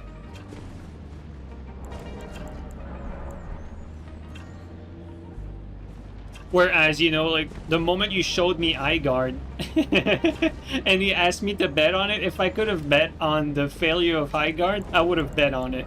You know, and I would have won my bet, you know what I mean? Like, stuff like that. But Duskblood, you know, I think it's set up for failure just because of everything around it, but... And FromSoft is still FromSoft, like... Unironically, I still think the game is gonna be good at the end of the day, probably. Might not be amazing, but it's probably gonna be good. The way I see it, it's definitely gonna be held back by the machine, by the Switch 2, but... You never know with FromSoft. They could pull a rabbit out of their hat.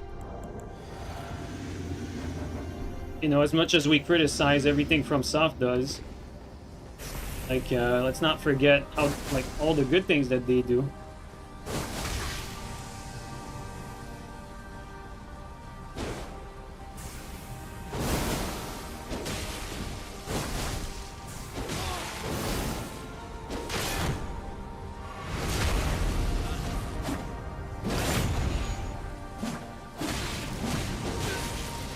I ate my input there. God damn it.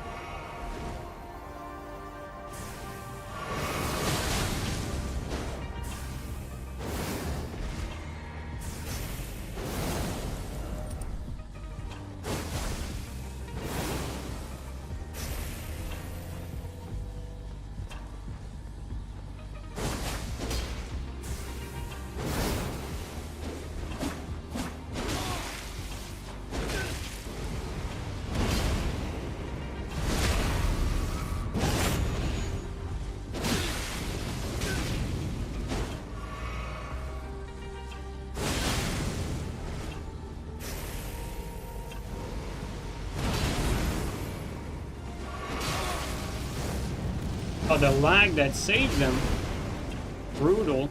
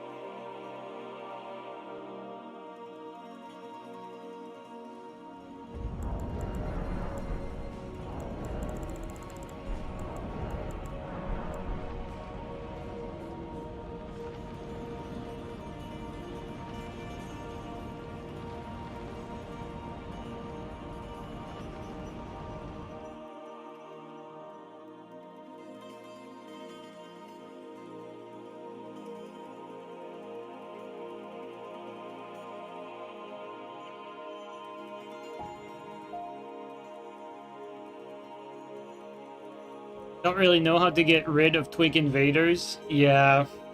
Honestly, like, twinking is something that is such a... It's such an unfortunate thing that's in these games. Like, twink invaders are basically like... You know, you get people that invade at low level with endgame gear. And that makes them, like statistically, like, basically unkillable.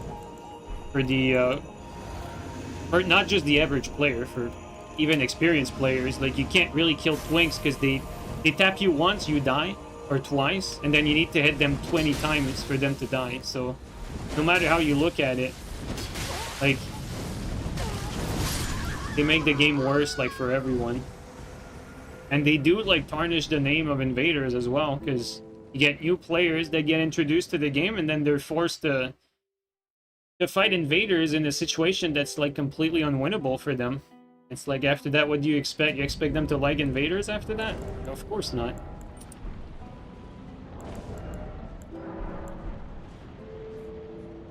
Soul memory is definitely not the way. And the issue is, like, the FromSoft balance. Like, it's always the issue. Like,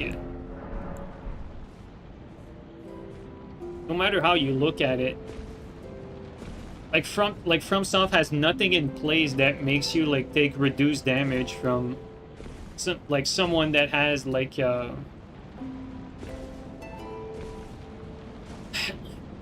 like the way the damage is calculated down, like, for people that are over leveled, from people that have, like, end game gear, that sort of stuff. There's no barrier in place to stop them from one-shotting you, basically. And, like, if you throw, let's say, a rot pot at a PvEer who just started the game that doesn't even have rot boluses, you pretty much won the fight. Like, their rot is going to do more damage than they have flask. And so, like, you hit them with one rot pot, and that's game. Like, that's it. Like, they legitimately cannot even yield that damage back. And so, like, you get one rot proc, and then you run away, and it's GG. Like, it's clearly, like, that's a balance issue. Like, that's a balance flaw. There's no other way to put it. Like, it's not a soul memory thing. Like, the both players are on the same level. It's just an oversight. But that's one example. There's many other examples of that same situation. Obviously, though, there's more scenarios to account for because of the open world, but obviously you have to come to the conclusion that FromSoft did not have the motivation to fix that stuff. They didn't care about it enough.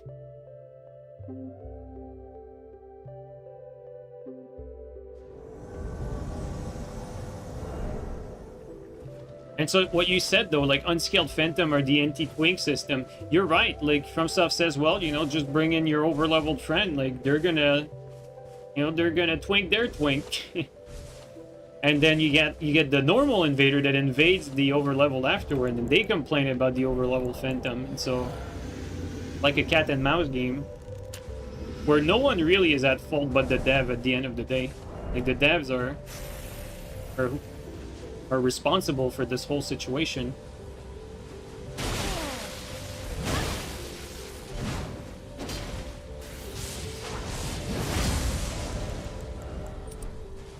Oh, come on. You could lock on.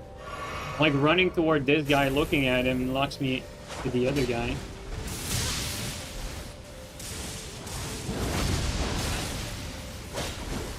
No hit on the host. Alright.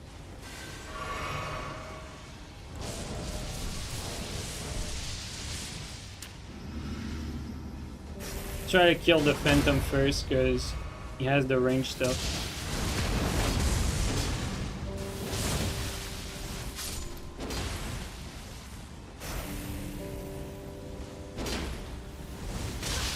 Oh, they both have range stuff.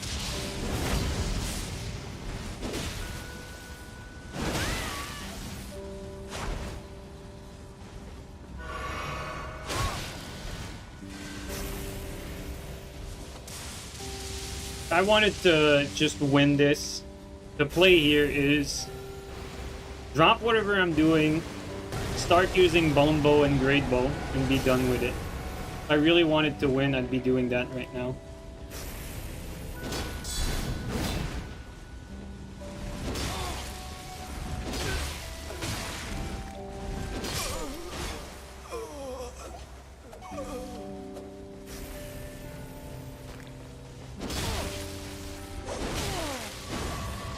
Combo. He escaped it by little like there.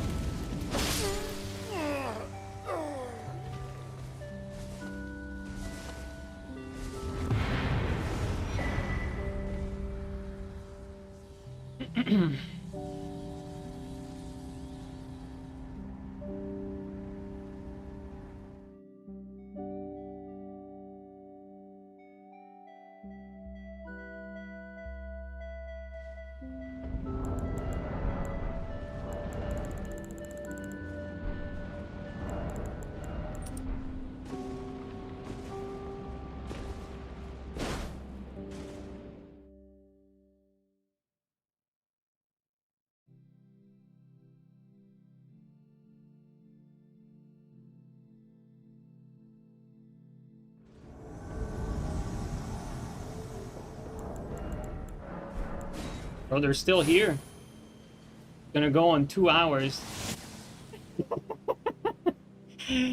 Man, that's funny. That's crazy. I can't believe it. How far into Dark Souls 3 did I start to get tired of it? I think around bow glitch time. I think bow glitch is probably like around that point.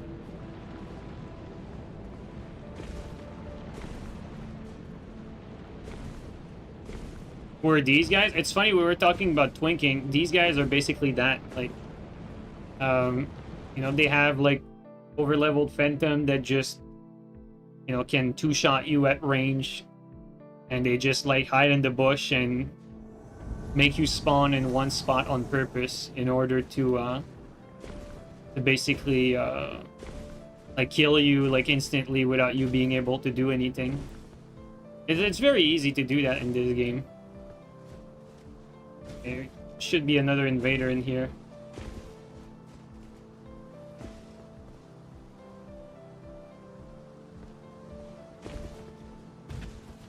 Like the way Elden Ring is laid out, if you understand how to abuse the game and you're ganking on someone with multiple players, there's nothing that the person getting ganked can really do.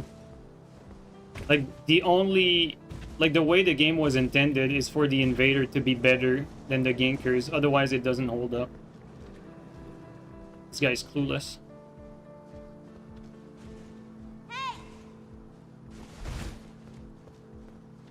This guy's gonna get washed pretty much instantly.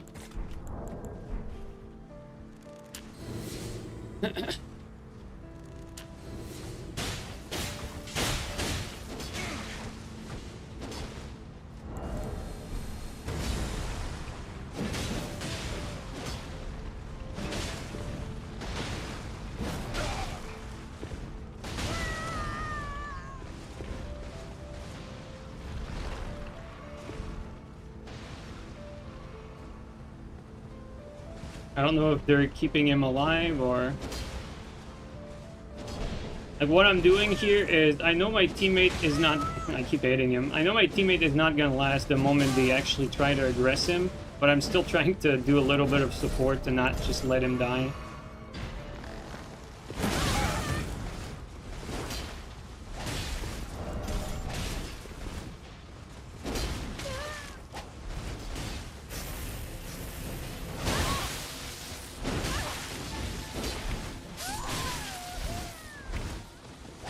Like that's basically what happens here.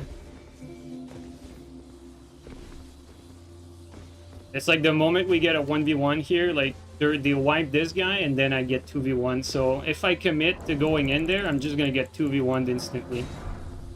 It's just that I pitied the guy that invaded with me because he clearly was clueless and I didn't want to, you know, leave him by himself. So I was trying to do like air support with the pot, but hit him a few times unfortunately.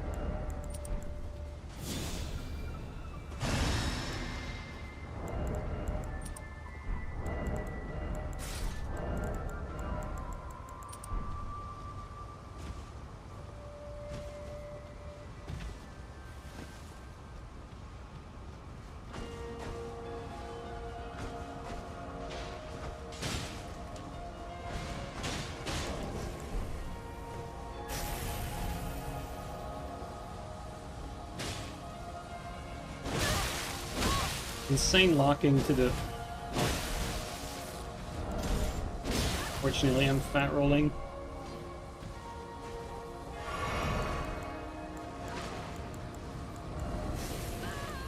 Okay, there we go.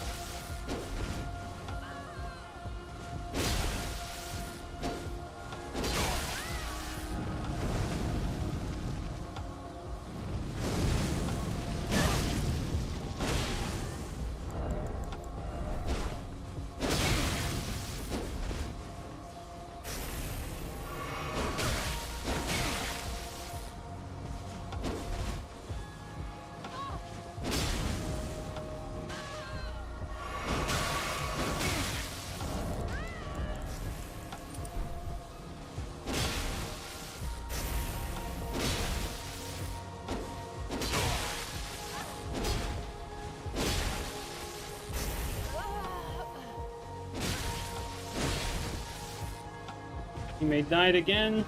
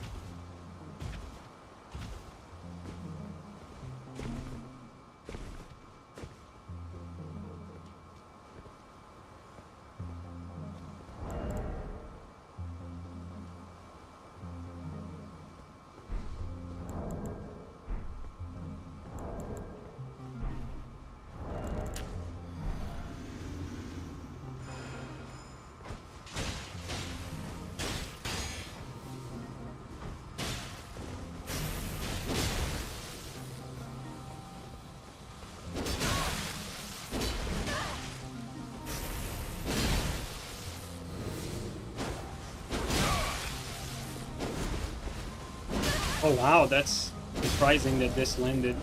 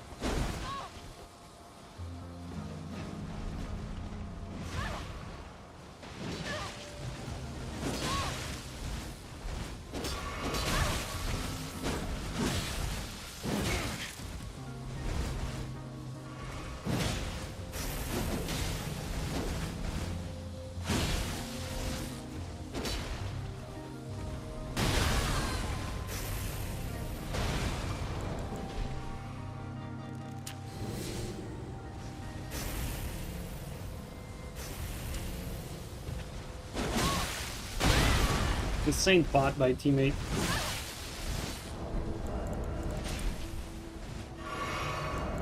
We had a good opportunity to damage this guy too.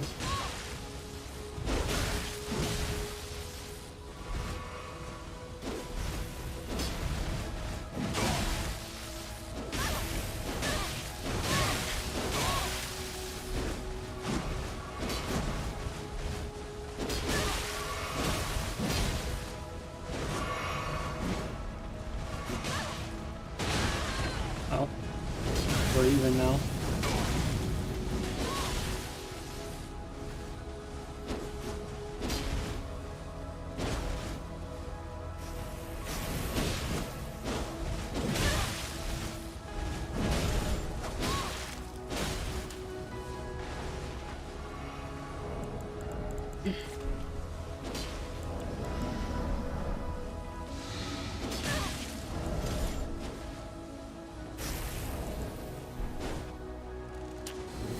Come on, lock on, bro.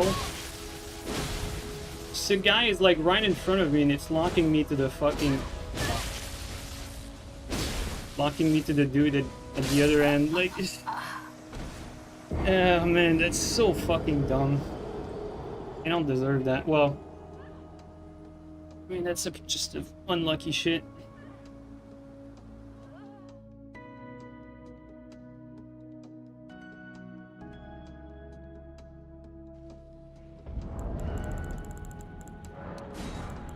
Dude's right in front of me, he keeps locking me to the fucking teammate at the other end of the map, like it's so dumb.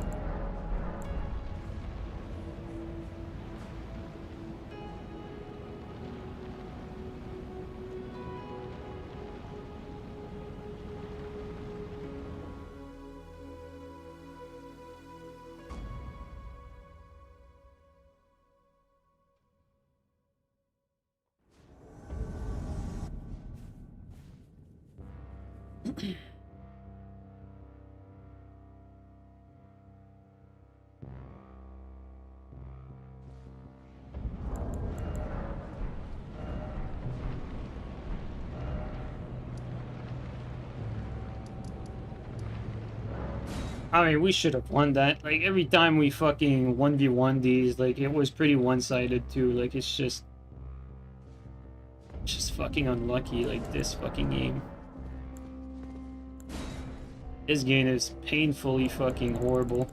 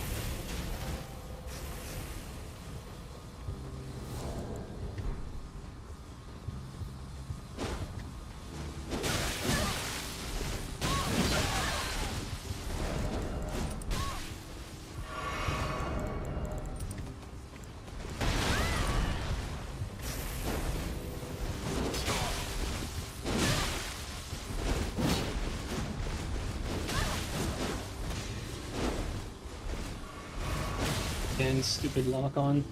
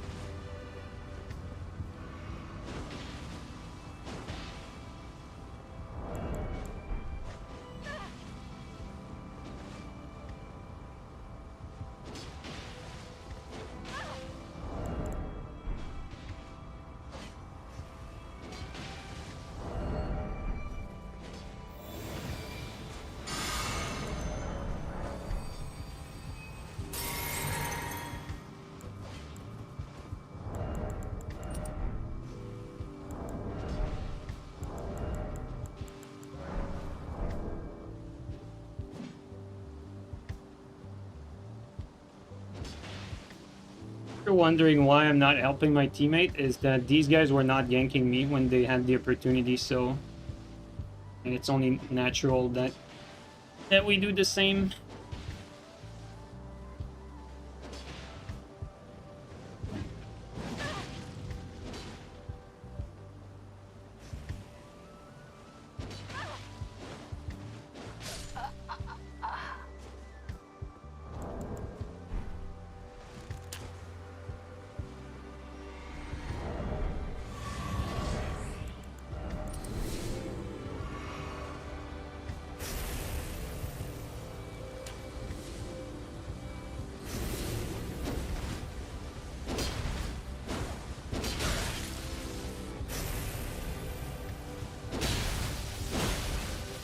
Oh wow, that reached.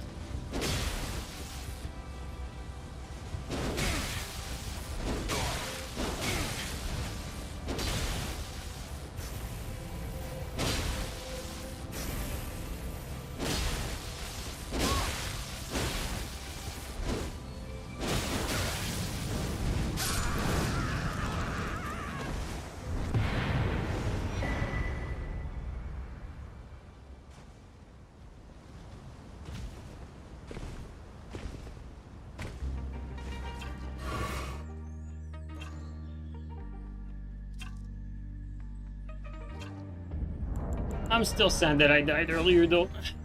Like, stupid lock on, like, costing me a game like that. I hate when I die to fucking input drops, like shit lock on and stuff that's literally just bugs and inconsistencies. Very frustrating.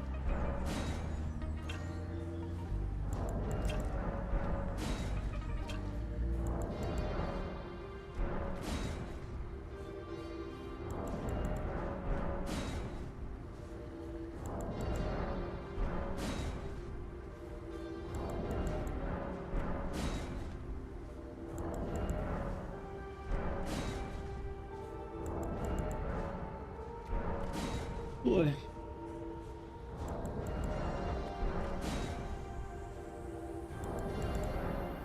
Might take them a while to reset the world.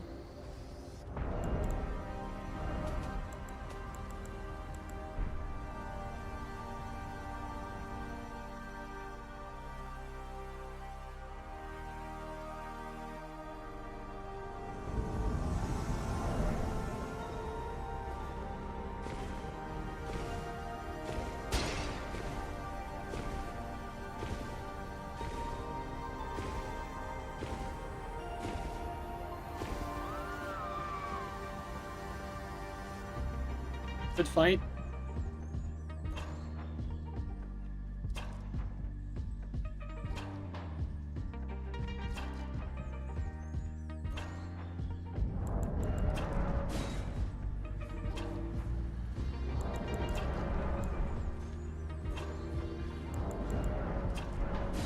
Yo, Matador, thanks for the bits, man. Really appreciate that.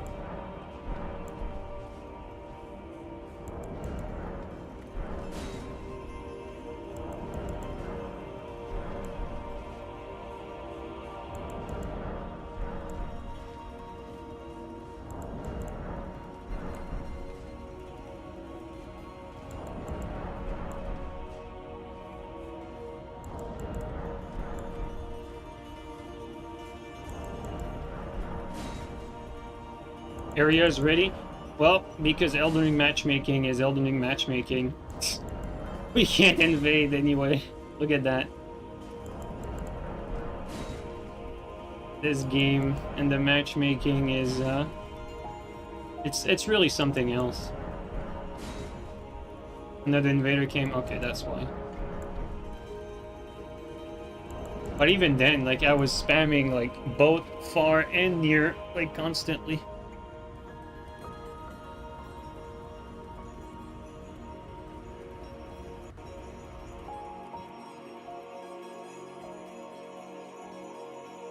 Insane watching me do the invasion thing over and over. Yeah, that's because the matchmaking is not great in this game. That's why you have to spam it like that.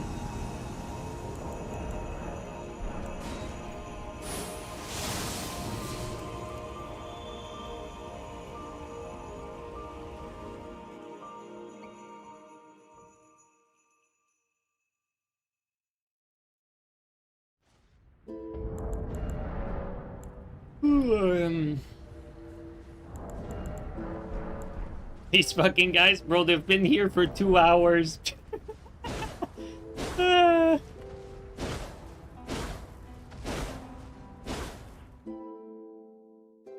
They've been here for 2 hours, bro. They're legitimately insane. Oh, man.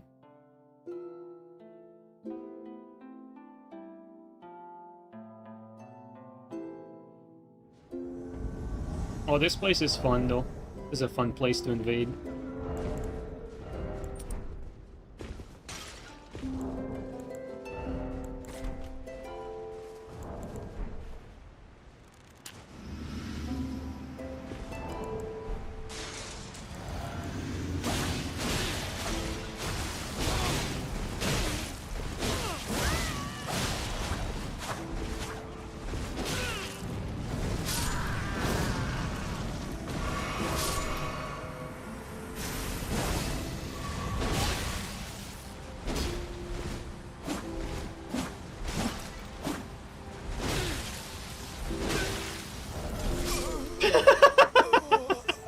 The classic.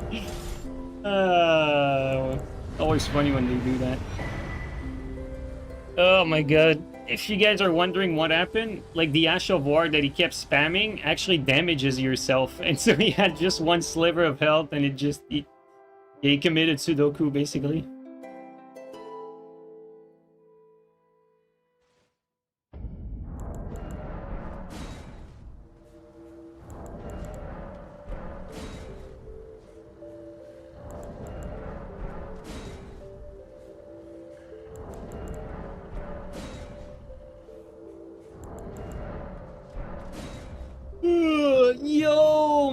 Yo, Millie Kitty, how you doing, man? Dude, it's so nice seeing you. How have you been, dude? I haven't seen you in forever. And how have you been? Please tell me.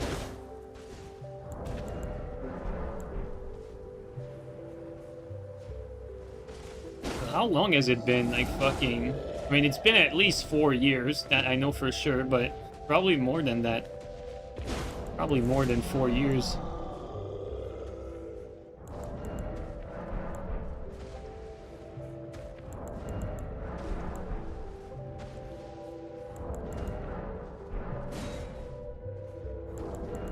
Oh.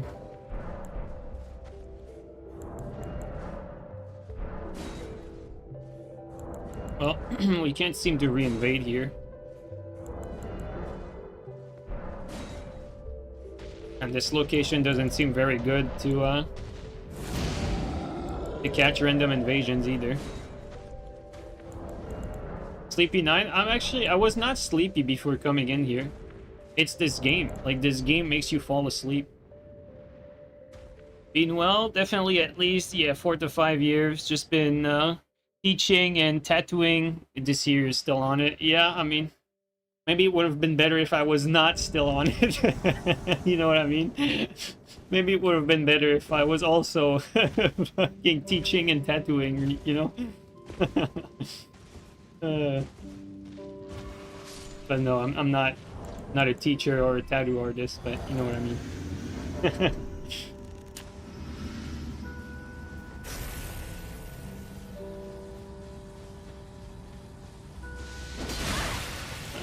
That's not too bad.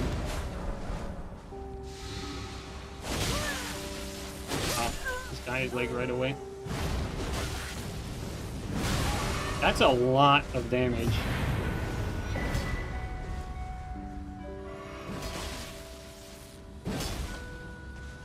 Yeah, that's Kitty Castle. Kitty's on the YouTube.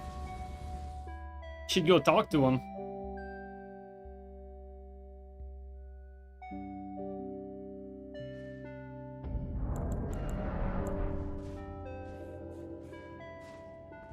Let me tattoo America on your back. America or America? You know, like just draw a little flag with some stars. Oh, you wanted America. I heard America. Oops, sorry. He's like, why the fuck would I want an American flag? I'm not even American.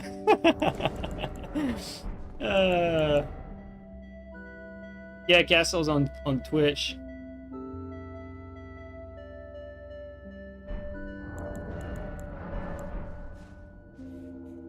You know, that's how it goes, guys, in tattoo shop. Like, one guy asked for America, and then the tattoo artist doesn't play Elden Ring. So he just puts America, either the Liberty statue or just the flag. And you know, that's how the story starts and how the story ends. I don't know, both are bad. Come on, man.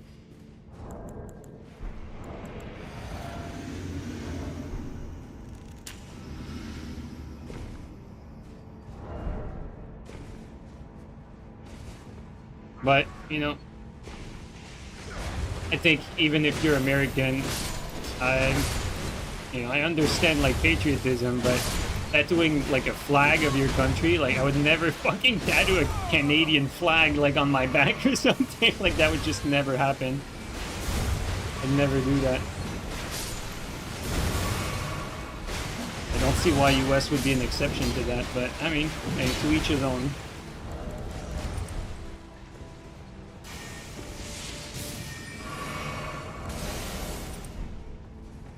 You know, maybe there are some of you in chat that have a tattoo of your country's flag. Who knows? Oh my god, please.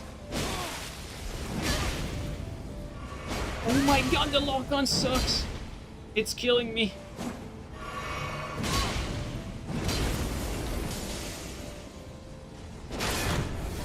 Oh, and no fucking crit there? That's nasty.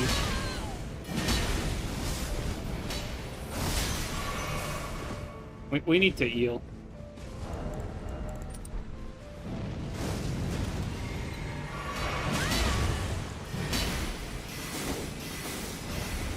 This is next level annoying.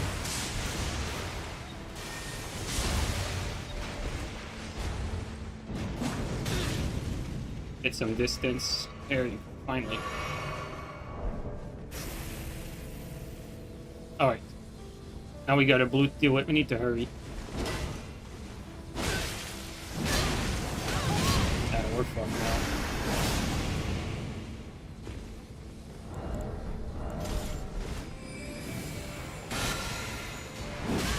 Insane range? What the fuck is that?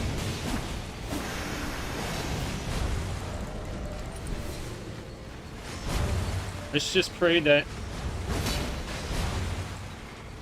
About to say that we don't get stomped by this.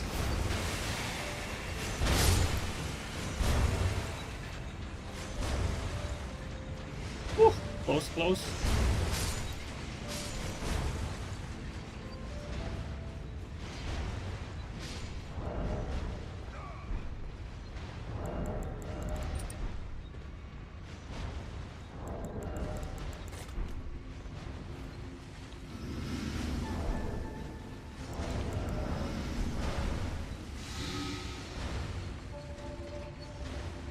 Okay, what's the plan?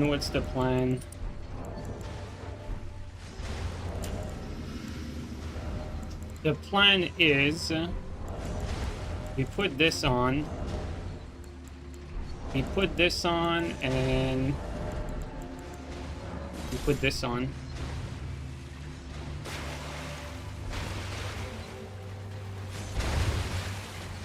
Okay, apparently they went up.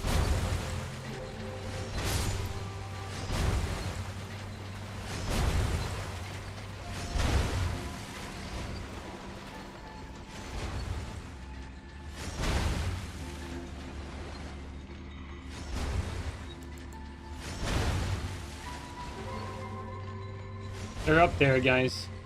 They're up there. There's no other way. There they are.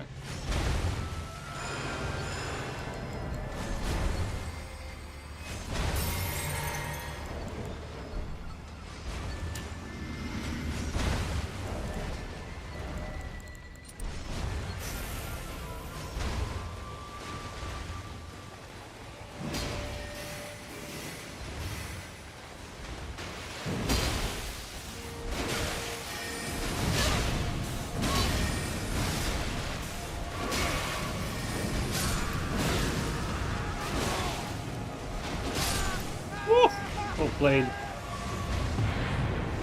Played you.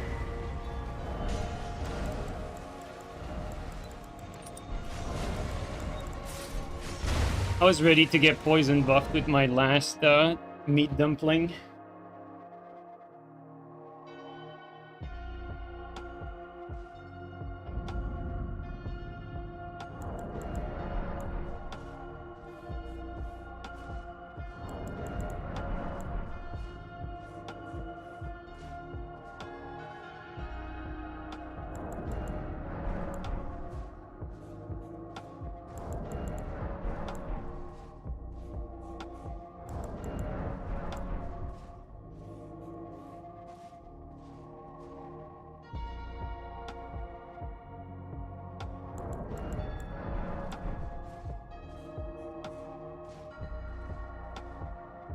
You'd get a lot of hate for getting a German flag tattooed in Germany. Yeah, I guess, you know, I guess we shouldn't judge that because, like you said, you know, like maybe it's not seen well in Germany and maybe it's seen well in Mexico, that sort of stuff. I mean, I don't really know. So, like, to me, it would just be weird, but, you know, to each his own.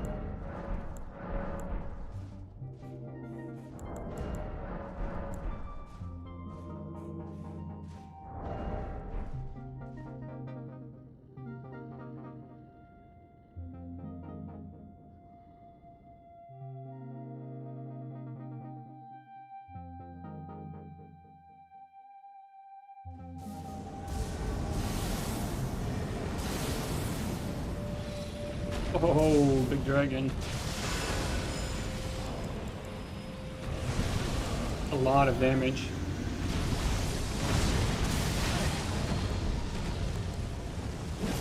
Close. Wow, that's so unlucky for him. He just got in there and the dragon just basically smoked him.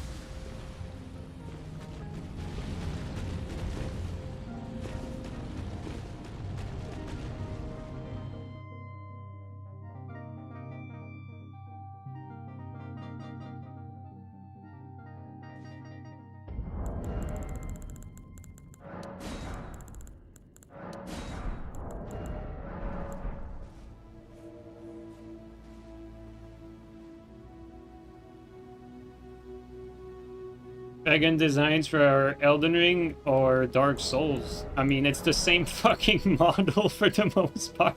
Like, there's barely any difference from Midir and this. Like,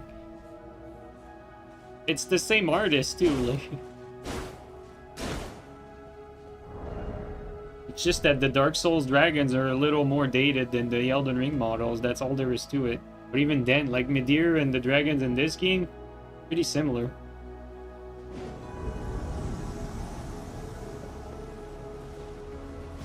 There you go. Got someone here. His name moves so fast. Moves so fast we can't see his name. Icy King. Ooh, that's cold. We got this.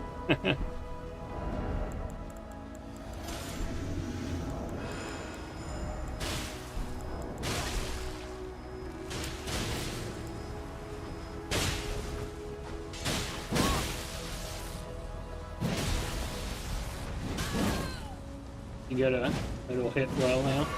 I'm quite ready, but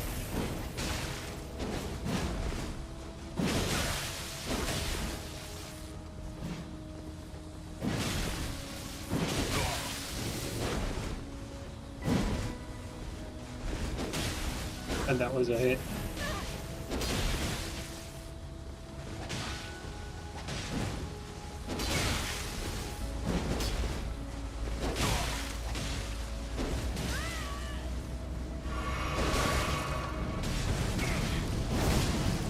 Wow, no hit there.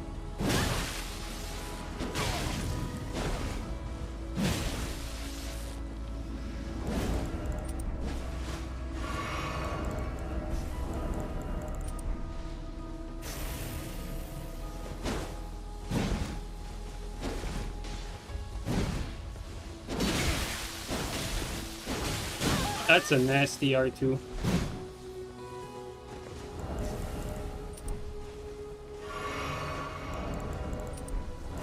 Hit almost half my health.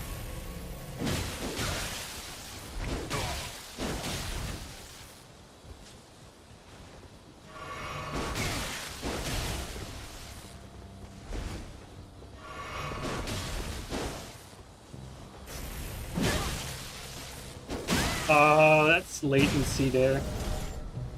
Doesn't deserve that.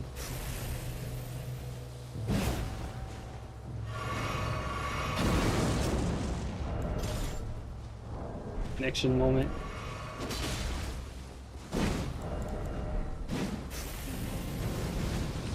No hit there. Okay.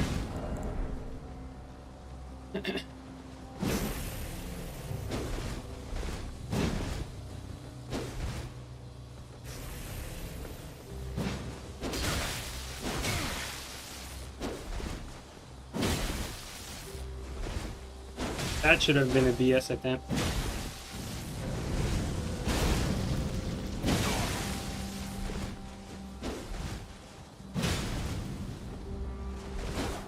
Would have been a hit.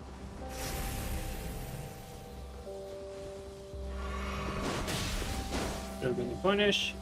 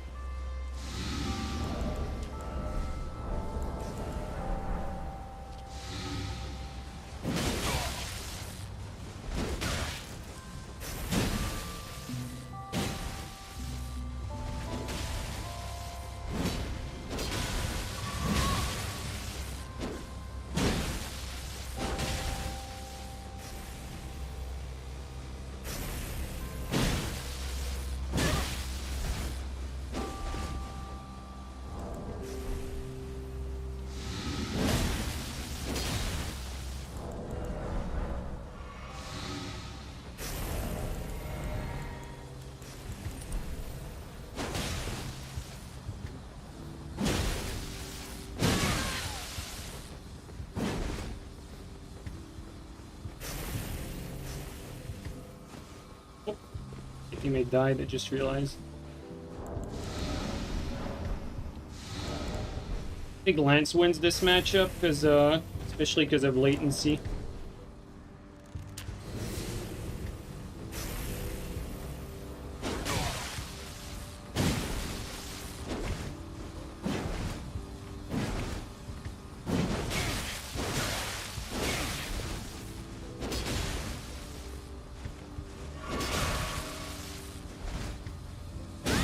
Hate the input.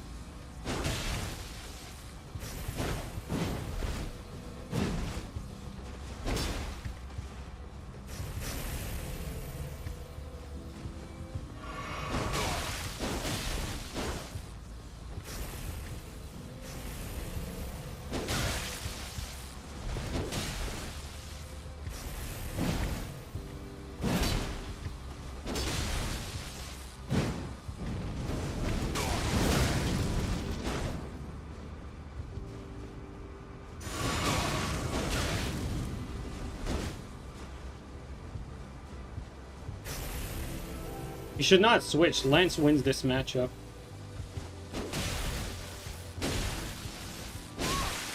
That range there. I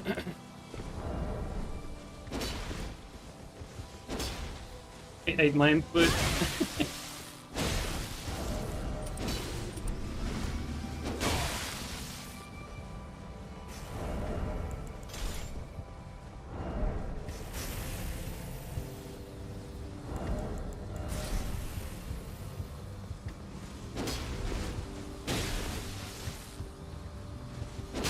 The range there.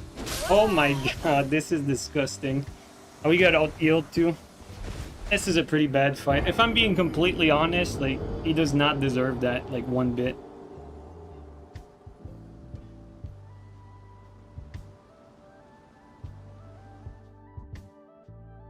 It's the matter of getting out-healed, as always.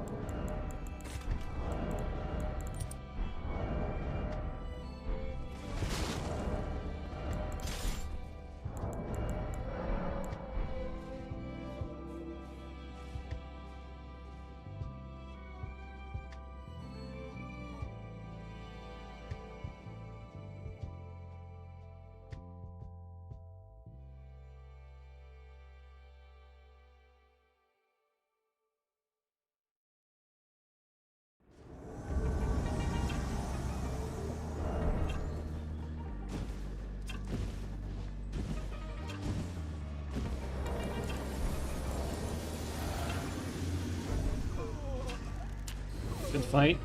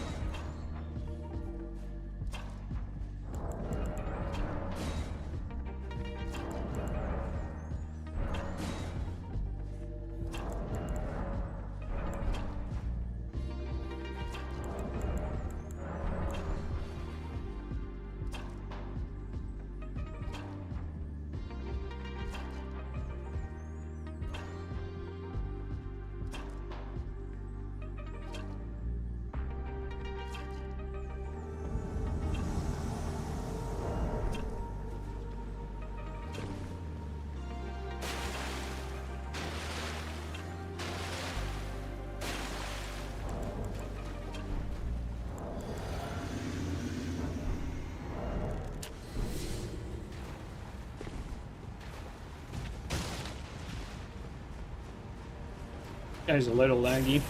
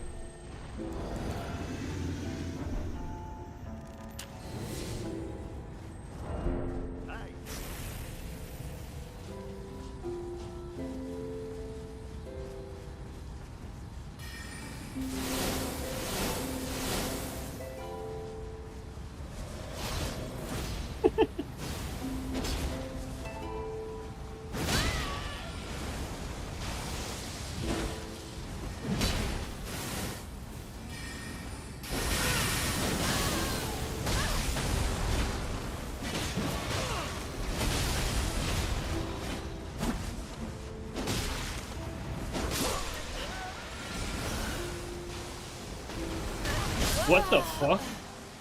Come on. That's so undeserved.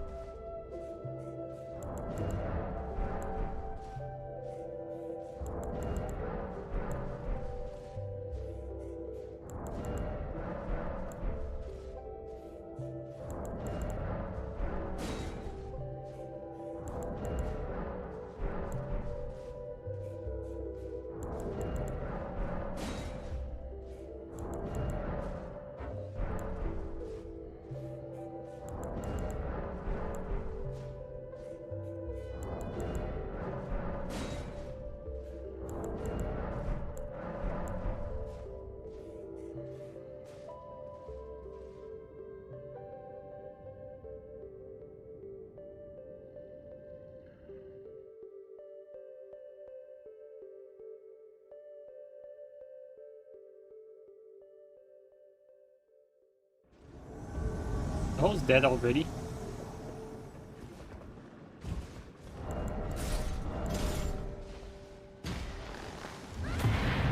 Yes, he is. His friend too, though.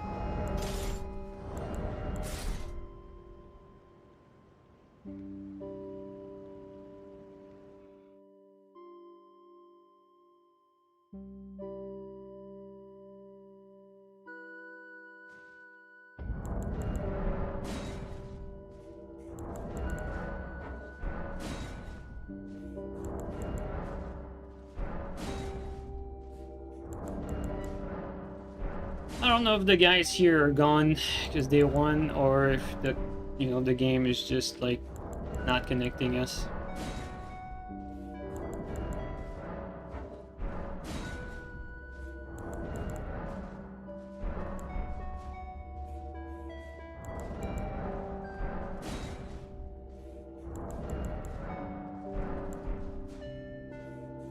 You're getting more invasions than me? Yeah, of course, because I'm trying to reinvade this specific area, and it's not very active. There's only like one specific group that's playing there, and this is not a good area to invade everywhere from.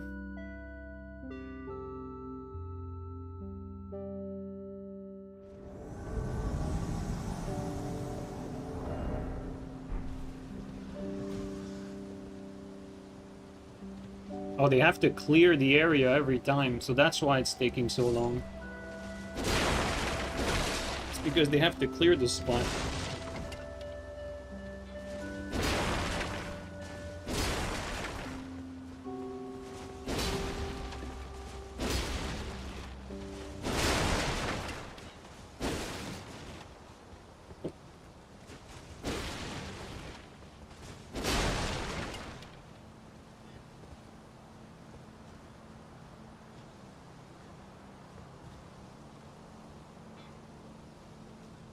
Clever Rat. It's a good name. There you go.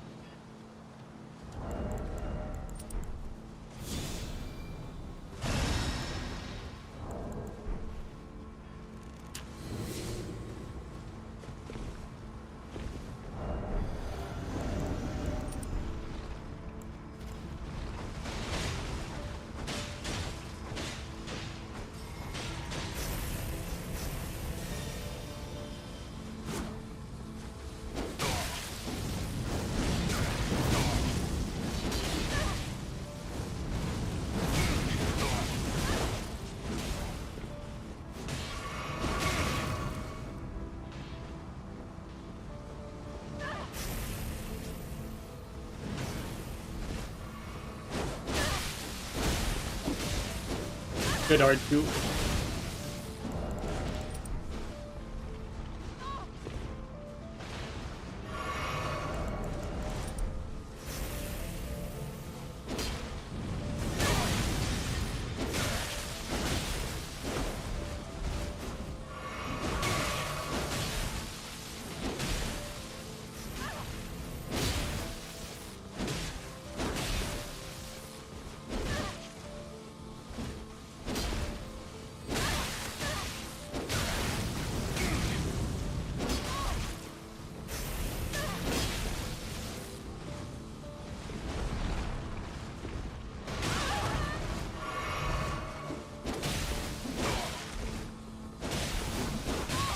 Oh, I saved him. God damn it.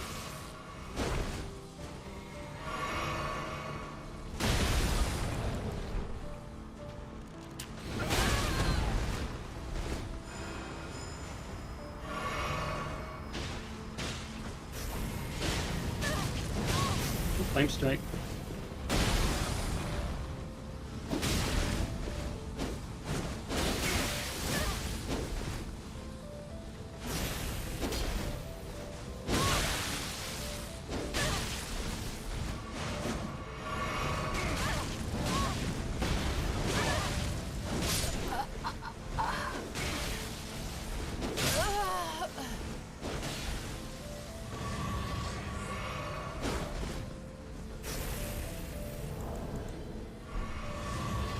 I have to drink my physic because he's gonna out heal me otherwise.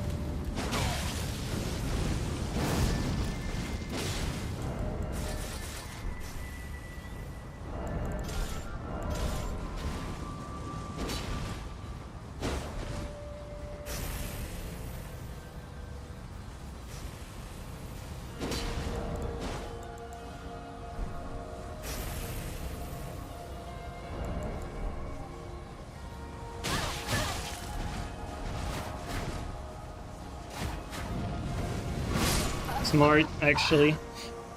That was smart. I didn't expect it though. Like, I wouldn't do that if I see that again. I mean, this guy is bad, so that was good. I didn't expect him to do something that good because he's not very good. So you don't expect players of this caliber to do that. Because this is all just fucking latency, like trading. No good plays in there.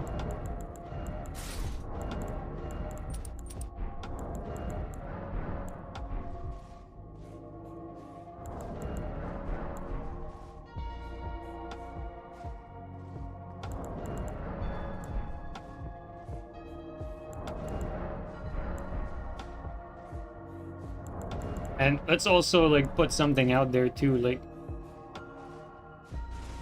I didn't heal and he didn't heal, but he didn't heal because he was up.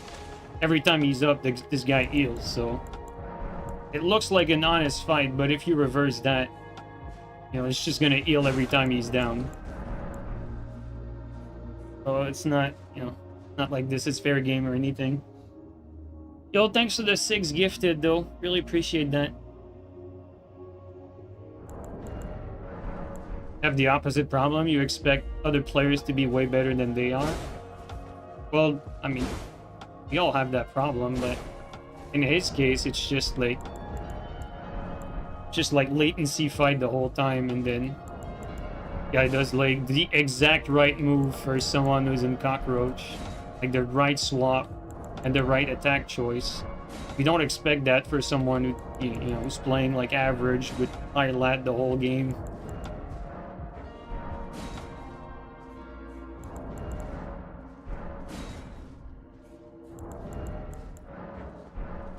It's like, you know, he can pull that off once, but every time that I see him again, like, I'm never going full Cockroach. I'll just keep the main armor. So he's not going to be able to get that attack off, basically.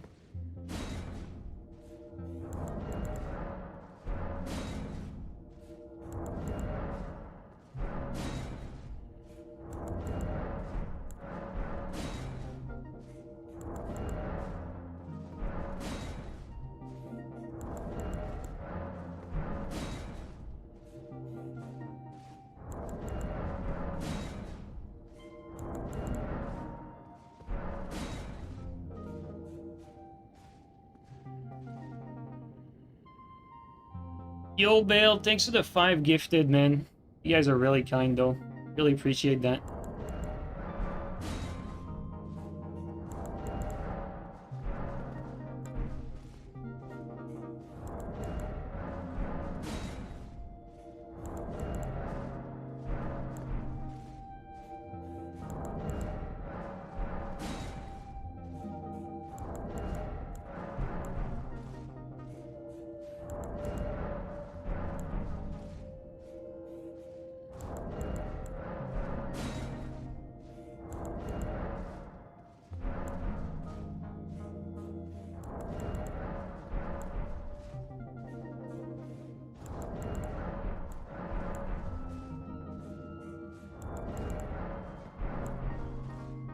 Yo, Many Mark, thanks for the 5 gifted. What the hell is going on here? Thank you, guys. What the fuck?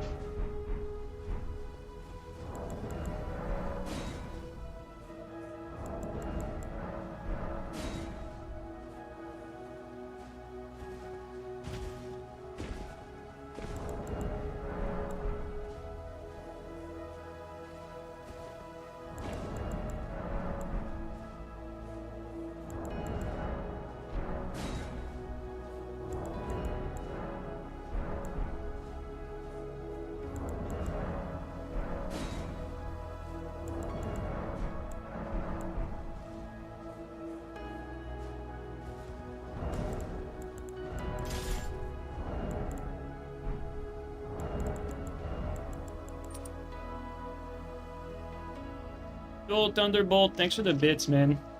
And Lupa, thanks for the $5. Holy shit, like, what happened there?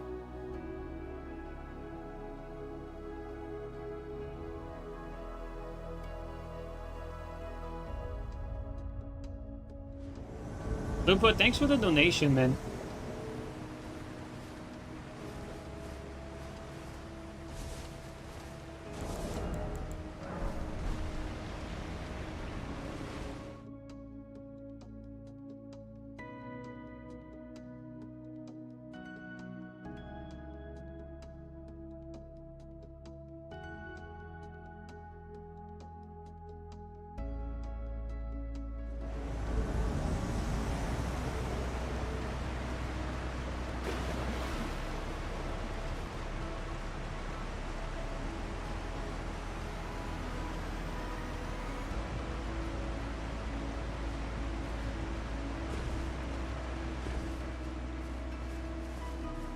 insane Elden Ring spawn. Man, this game is painful.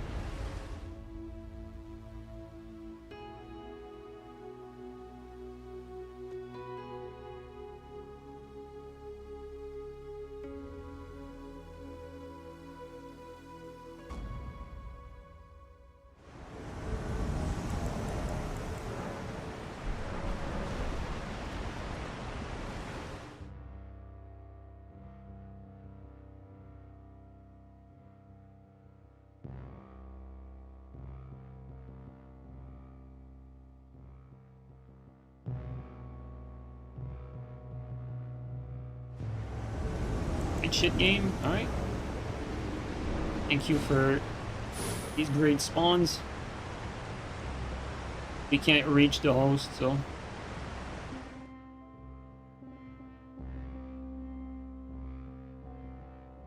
As the game keeps spawning us out of the reach of the host.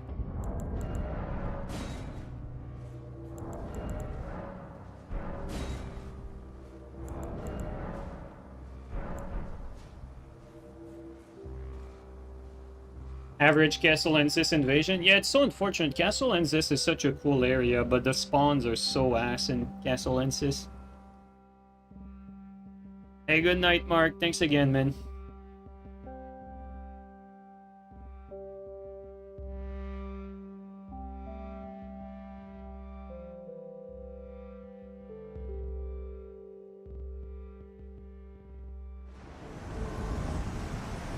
I think for this one, though, we can actually reach them. I think in this one, they're past our point. Yo, FIFO, thanks for the bits. Holy shit. Hey, thank you so much, man. The host is dead, though. Yeah. Another great invasion to the books.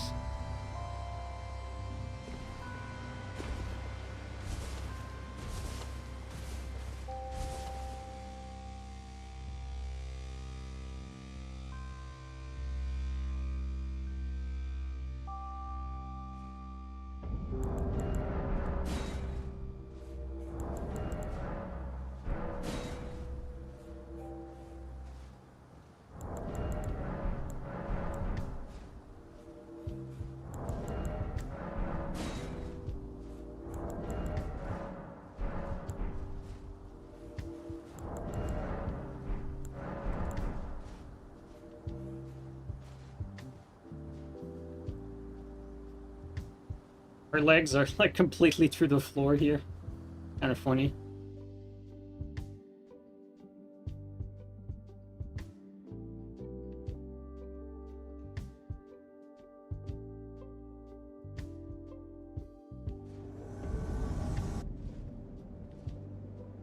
Holy shit, Miyazaki, your fucking PvP, it's painful as shit.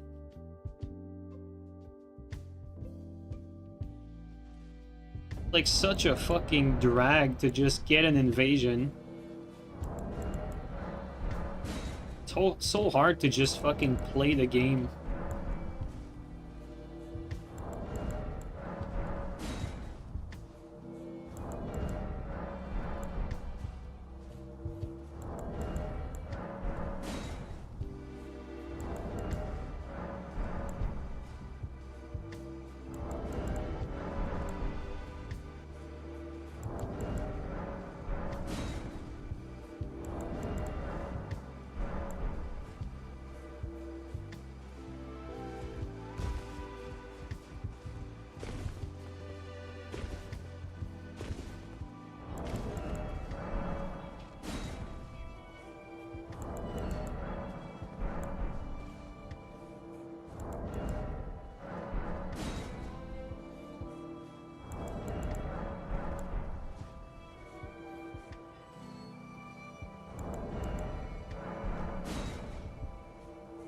Yeah, you're probably right. Like, they probably left.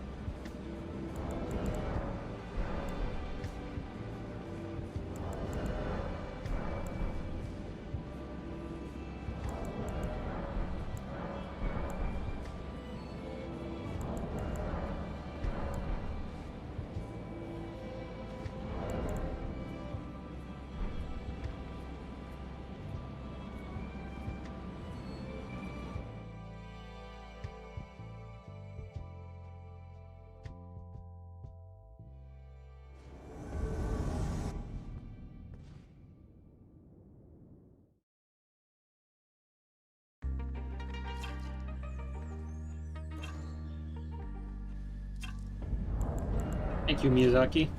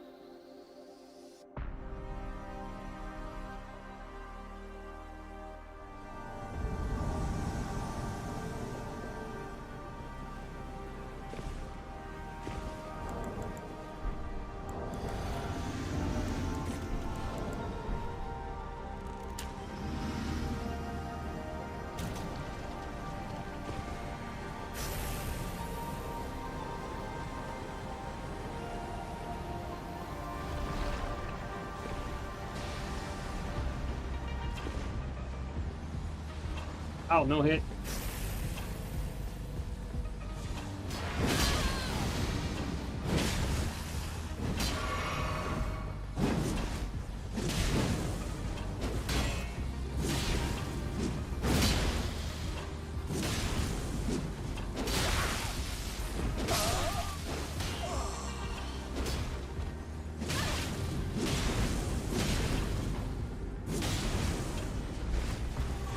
Insane.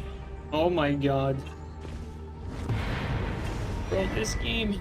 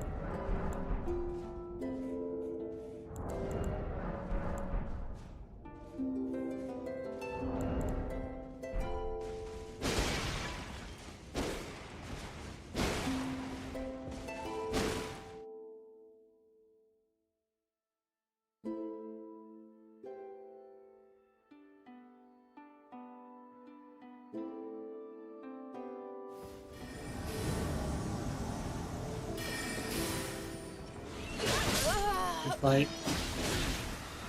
Good fight.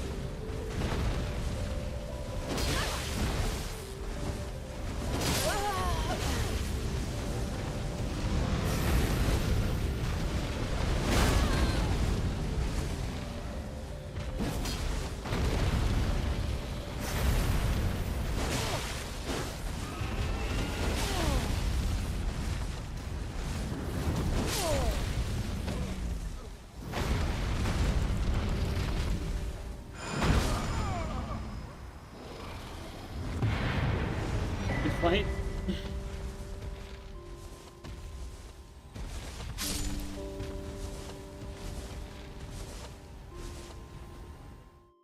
Two-headed great shield? Yeah, apparently.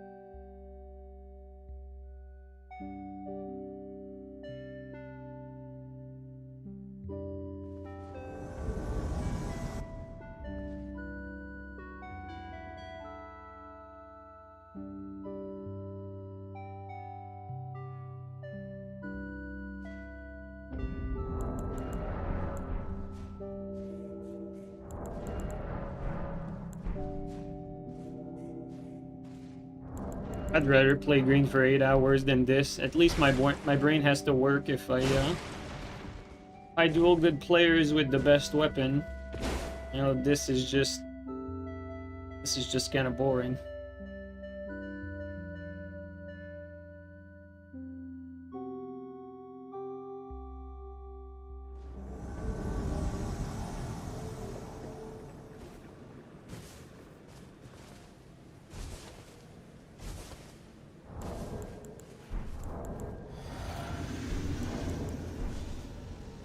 Black flame protection?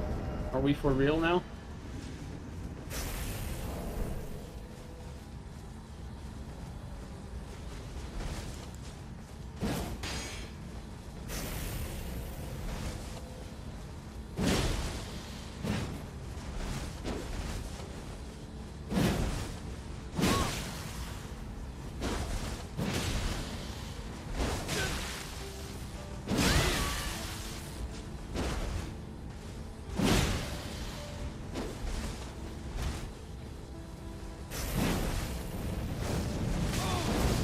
Wow, this guy's net is utter shit. Holy fuck.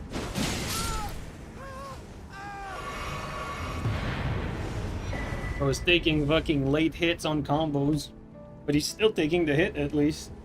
Jesus Christ.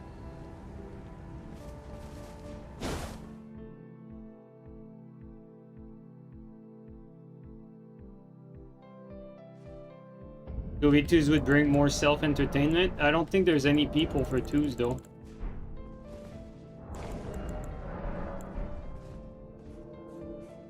What's wrong with Black Flame Protection?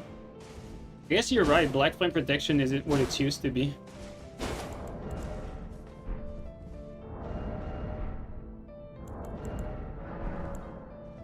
Used to be pretty busted. But it's not really like that anymore. It's dog shit now. I mean, it's still pretty good, but yeah, it's not an issue anymore. I just forgot about it for a moment.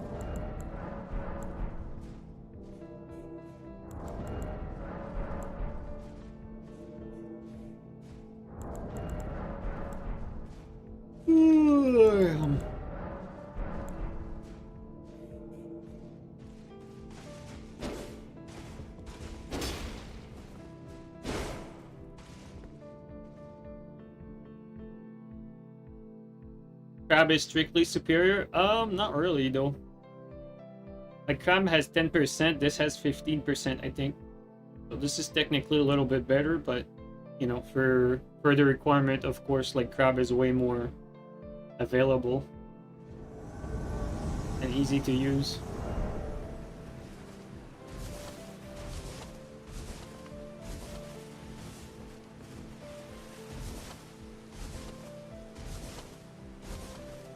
Okay, so we got plentiful for 2s. Who else would be down for 2s right now? We got one.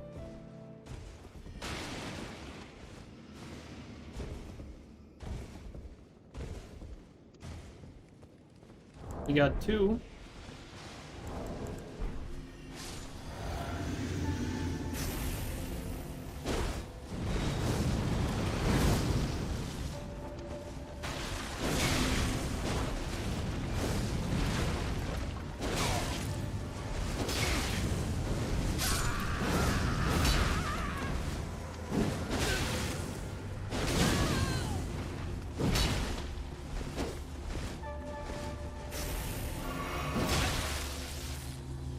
Expect that. Well, it's 15% if you trust Wiki, but you can't trust Wiki, and it's not 15% for the crab in PvP. It's 10.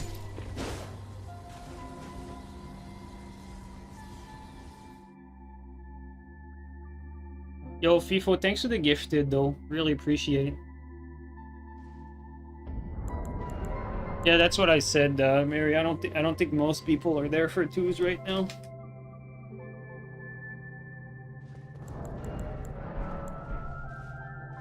I think we're a little too early for most 2v2 players to be here.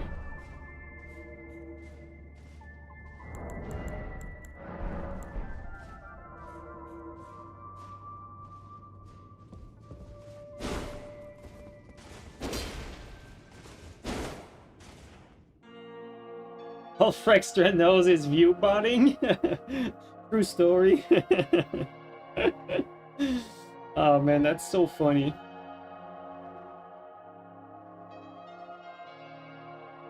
Fucking Frextra view botting, dude.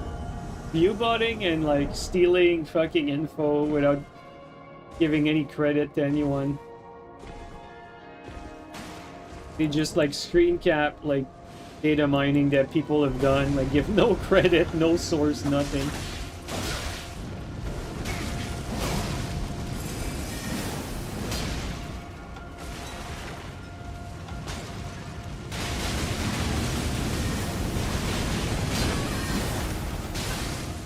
Yo, is he doing the old glitch?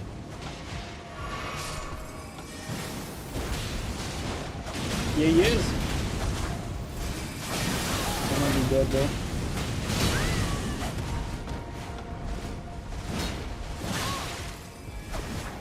Oh, we're dead. That's we got we got cheesed. This is the sort of invasion though that you just put on Enderpada.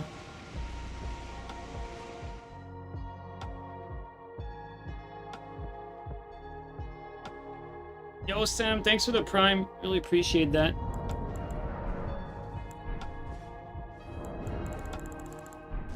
Well, this guy was cheating, but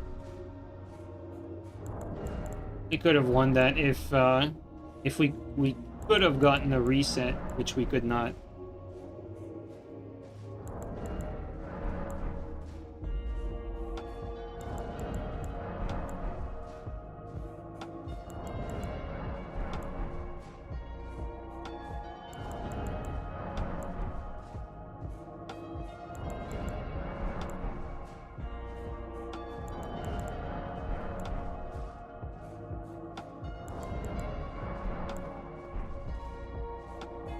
I think what pains me the most about Elden Ring is how skill is so fucking irrelevant in this game. It doesn't matter if you're the better player. The game's mechanics are so fucking dog shit that nothing fucking matters. Game that forces trades and shit.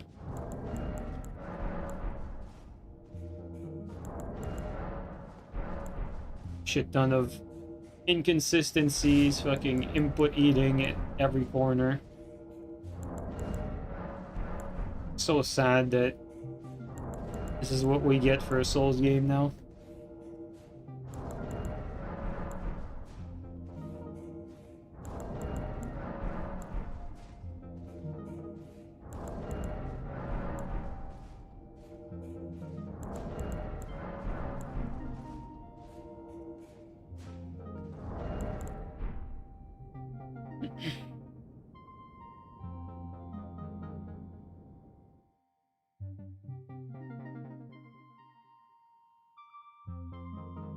Wouldn't be surprised if they try to drop PvP in the next one. I mean, it might be for the best. It might be. Like, if they always make shit PvP like that, like, at some point you have to accept that, you know, they ain't cut for it. Not like the potential was never there, but not sure they have the smarts to execute it. Yeah, zero passion for it. That's probably it, honestly. Don't really care about it at the end of the day. And all of Reddit is pretty happy with that. All the low IQ casuals that play once in their lifetime and drop the game after a few hours and never play it again. I'd love to see PvP disappear.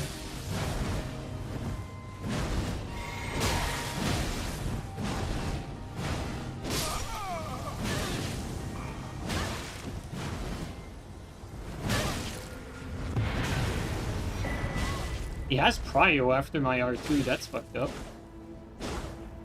I do an R2 on him and then he fucking R1's faster than I can do anything. I even had Bolgoed there. That's this game for you.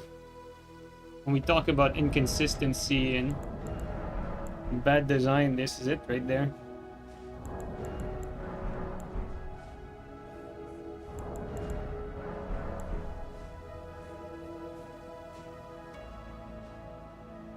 I feel like it's gonna be dropped. A lot of people cry about it. Yeah, I think you're right.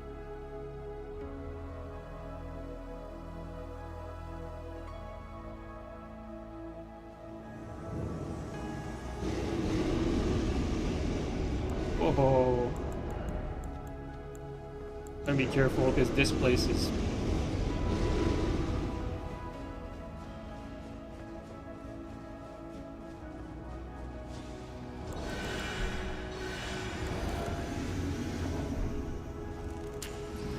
This could be difficult.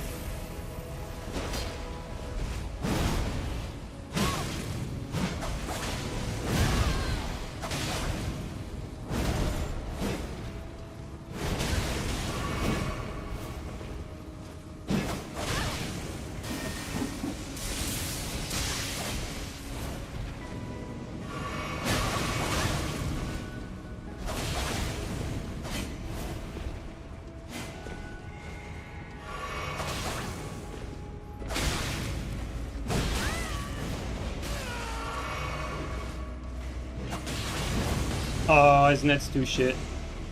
Well, that's unfortunate.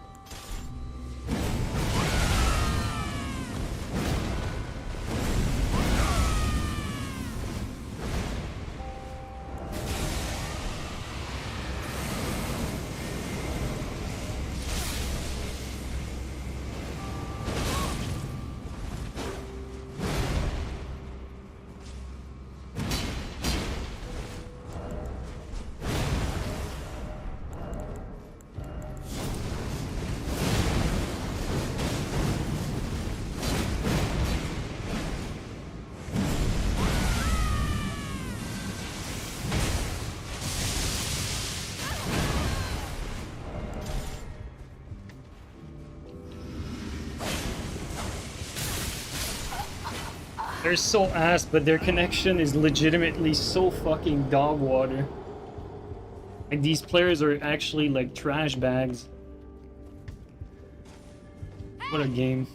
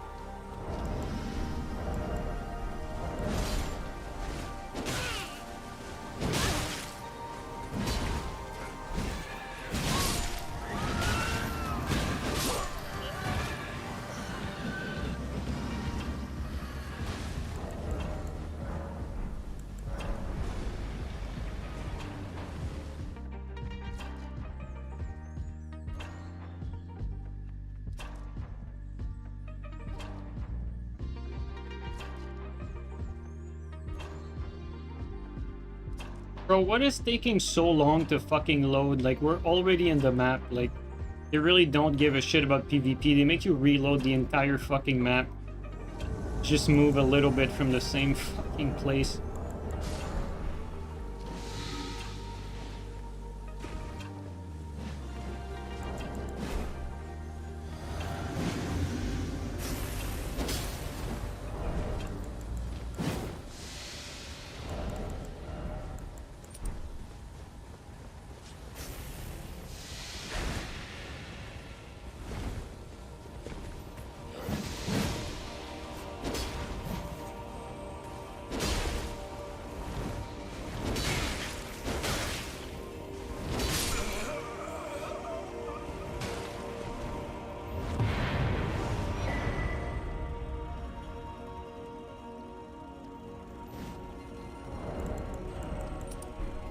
Maybe it's time to make a new engine. It's not even about the engine. They're just fucking... They don't care about PvP.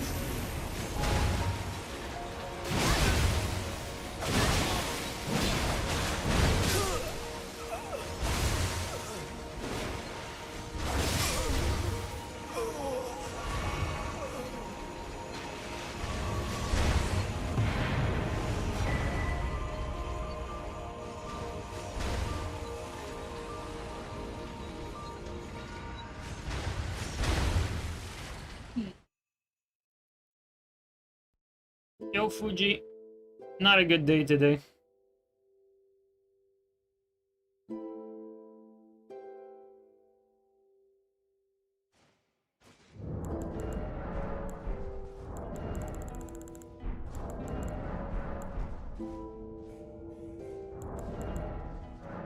Why is that?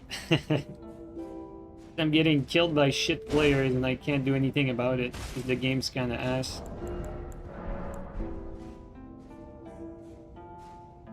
And then I'm reminded that I have to keep this fucking channel alive until I don't fucking know what happens.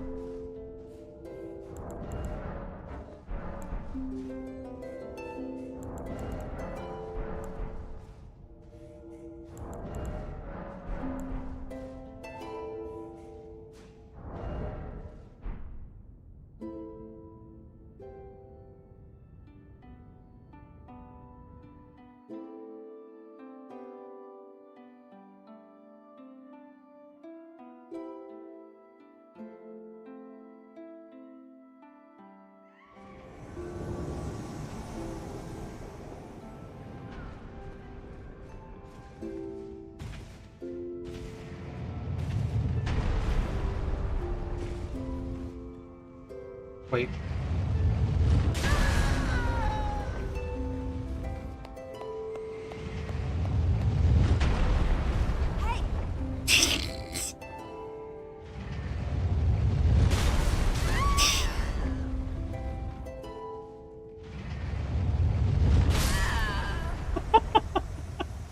My question is how he got there, but nice. Well, at least this invasion had something. Rip Ray Morono. His name too, dude. The name goes with the personality.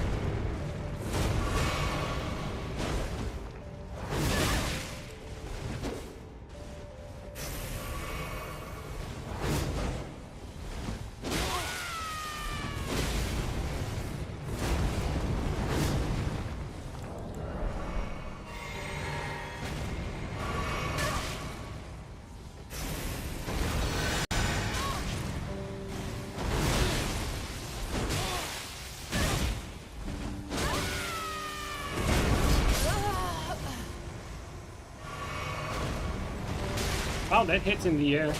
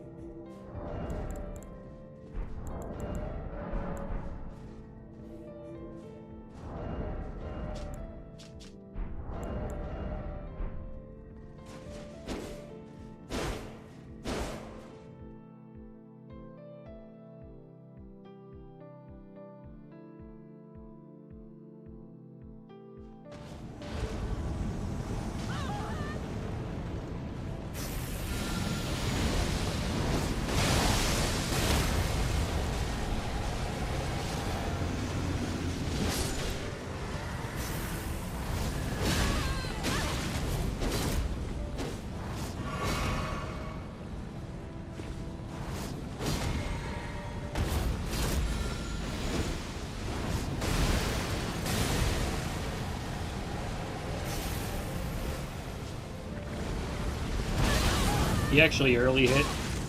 I'm not even joking.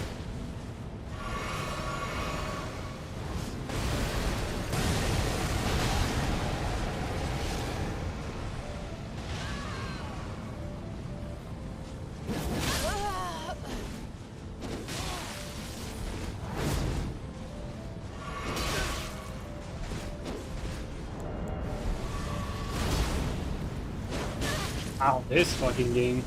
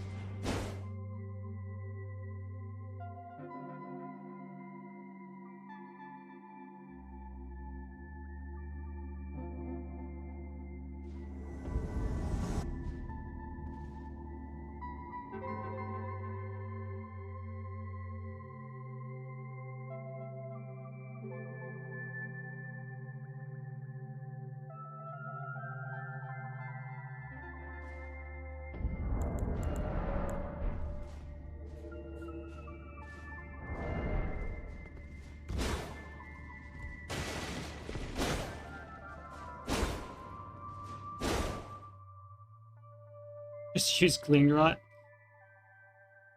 Ugh, man. I don't want to.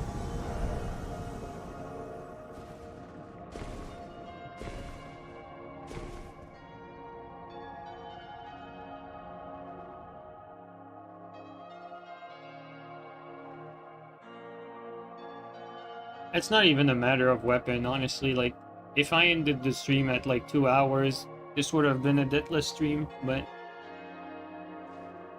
it's just connections and inconsistencies that are just frustrating. That's all there is. But there's so many of them that the game ends up being more frustrating than anything.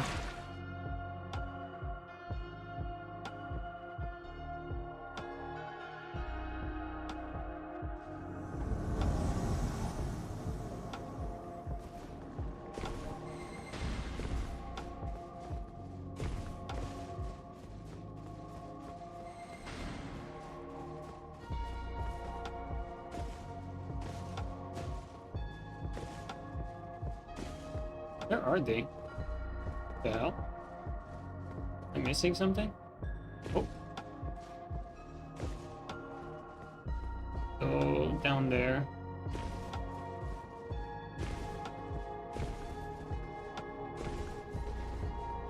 There they are.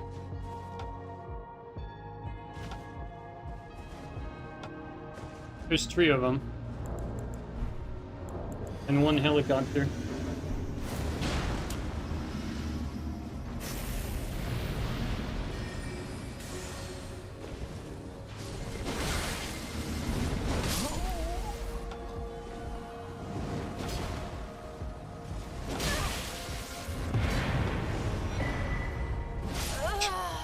What was he doing there?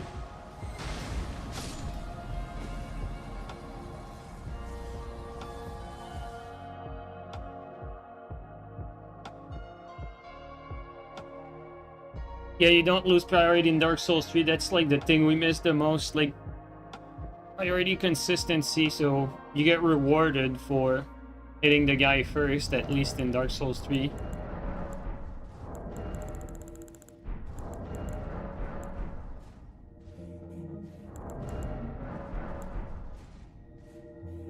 Alright, Dick Brick. Have a good night, dude.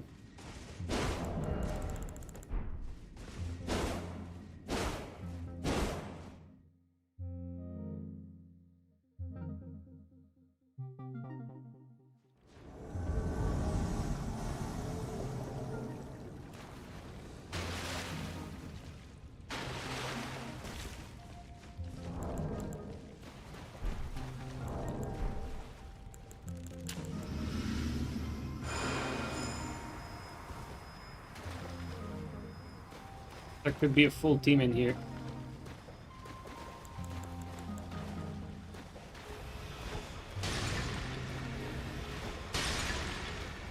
I'm shocked that they were not there.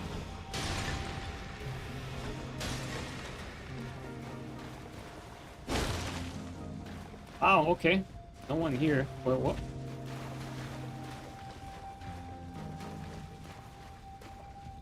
Guess they're not here.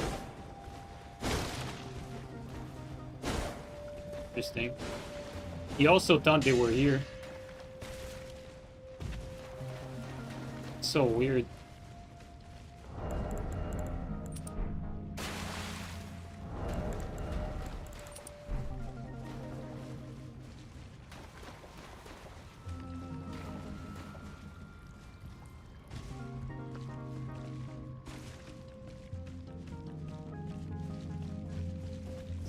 And if they're not there, I'm assuming they're down here, right? Somewhere like that.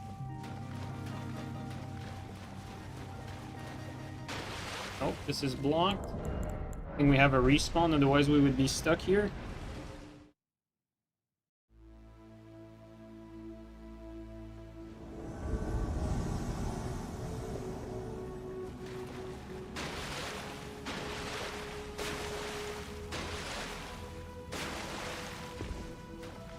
Now we spawned on the other side of the gate, at least. But still, no idea where the host is.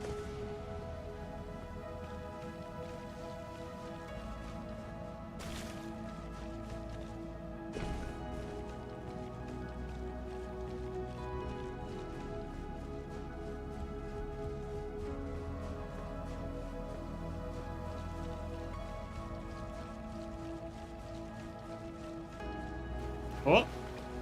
Wait, what? How is teammate fighting? What the hell? That doesn't make any sense.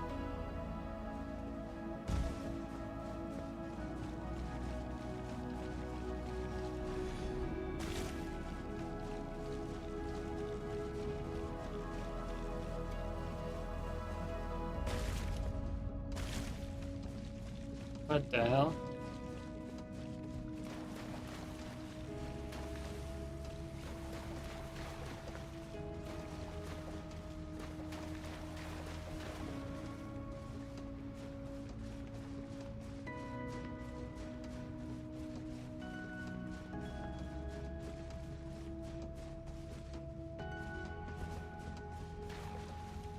Wait, how?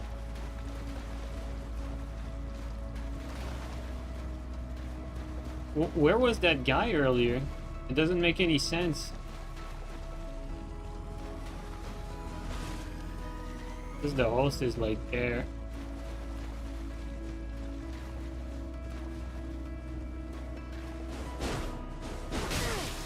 No fucking way, dude.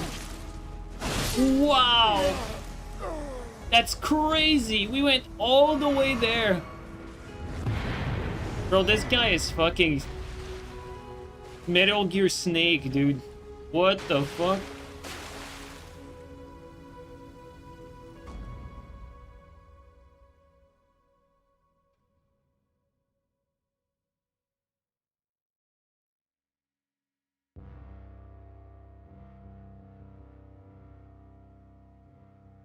Dude, this is like the only spot that I didn't throw sleep bots to. Like, it's just so stupid.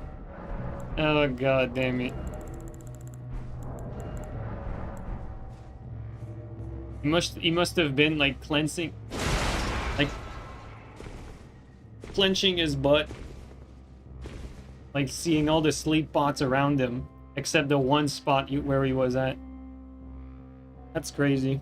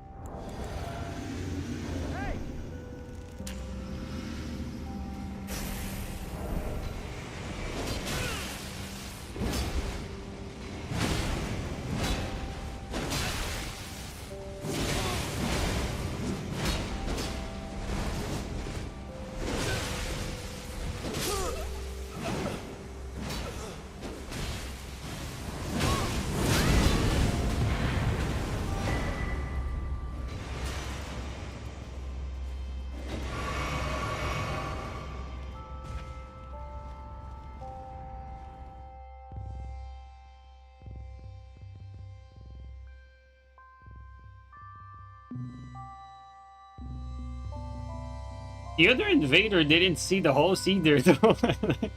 He was there the whole time.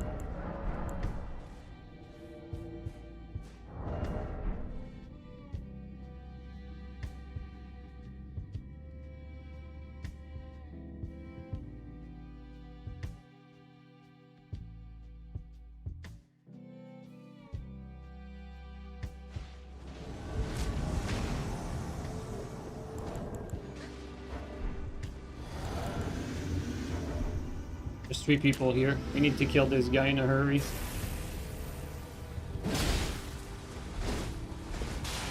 Light rolling. Yeah.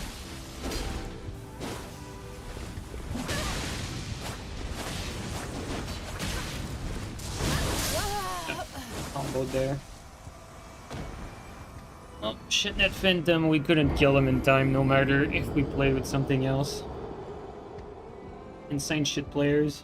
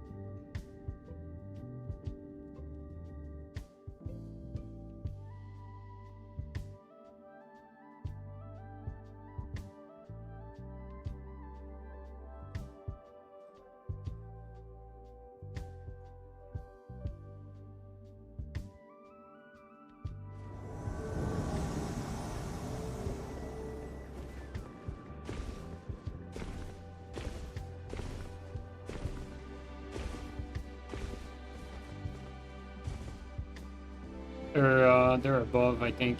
They're upstairs.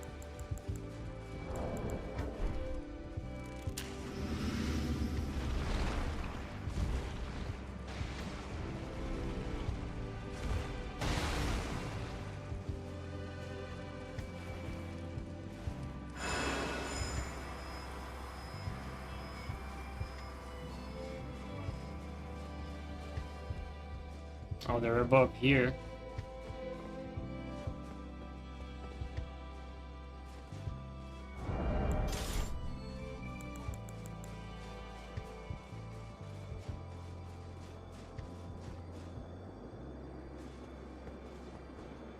Bro, you gotta be kidding me.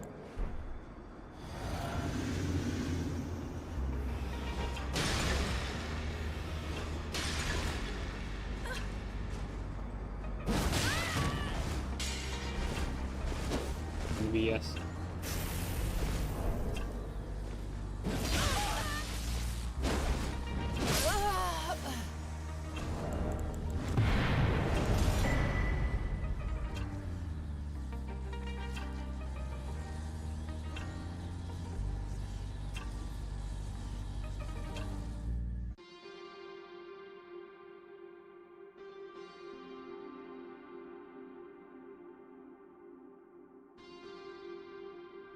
How do you not get tired of the same game? Bro, I am so tired of it, you have no idea. I can't wait for FromSoft to drop a new game, dude.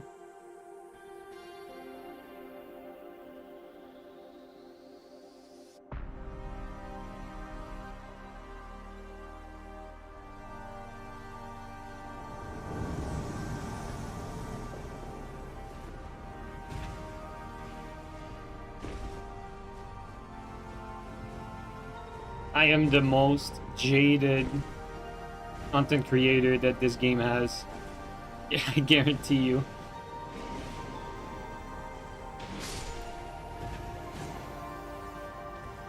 I think they're under me. Might be under actually. Yeah, right there.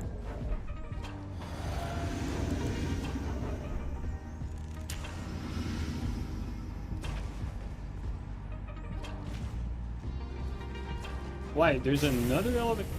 Apparently there's another elevator here.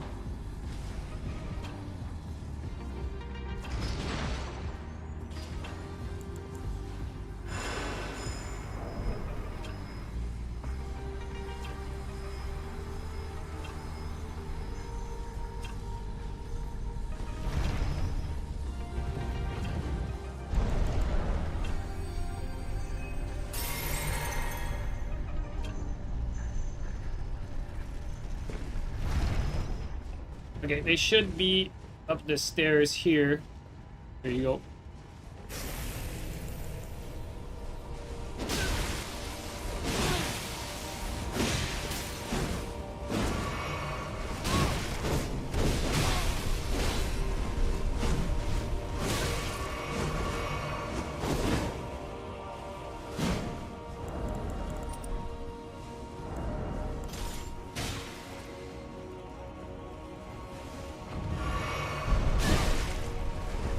Oh, he doesn't want it.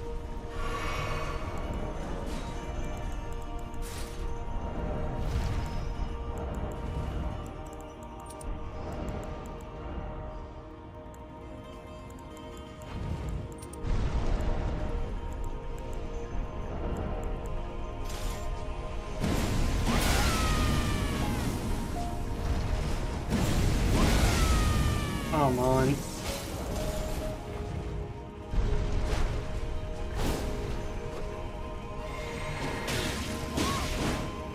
Oh, he made it.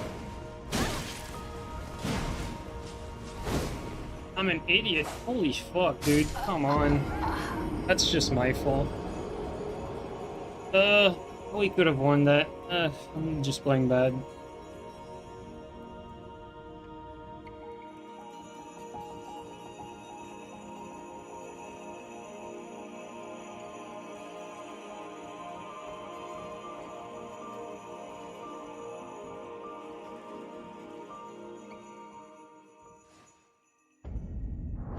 I mean, if we just angled the Radon, like, just a little bit to the side, like, that was game.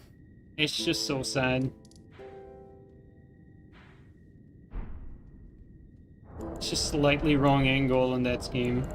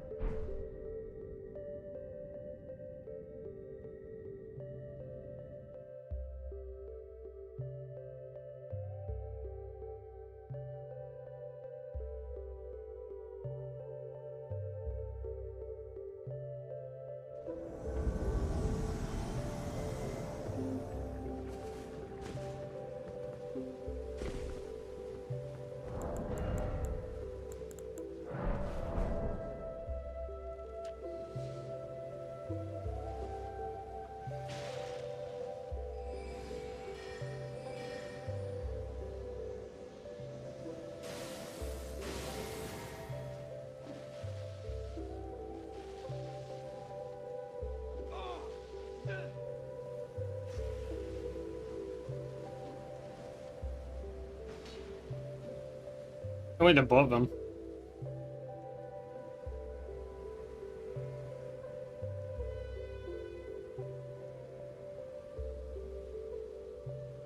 Bro, what are you doing? What is going on, guys?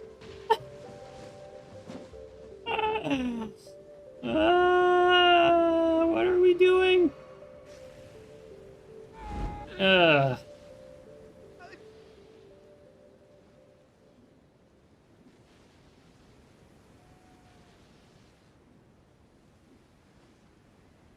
Compelling gameplay. Ugh.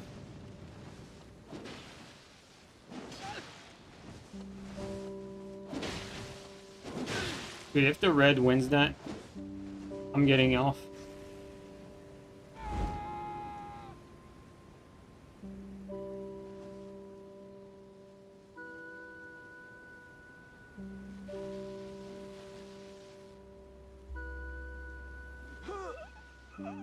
Oh, apparently I'm not getting off.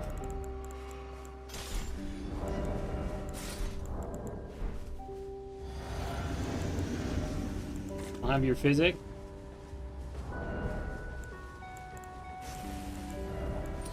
There you go.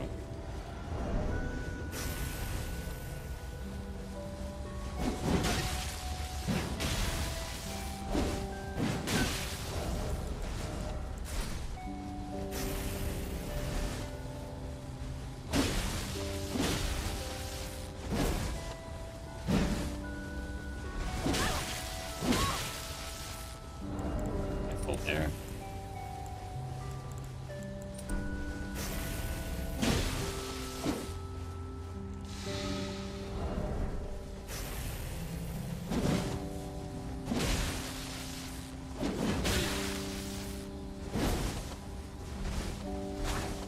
Game.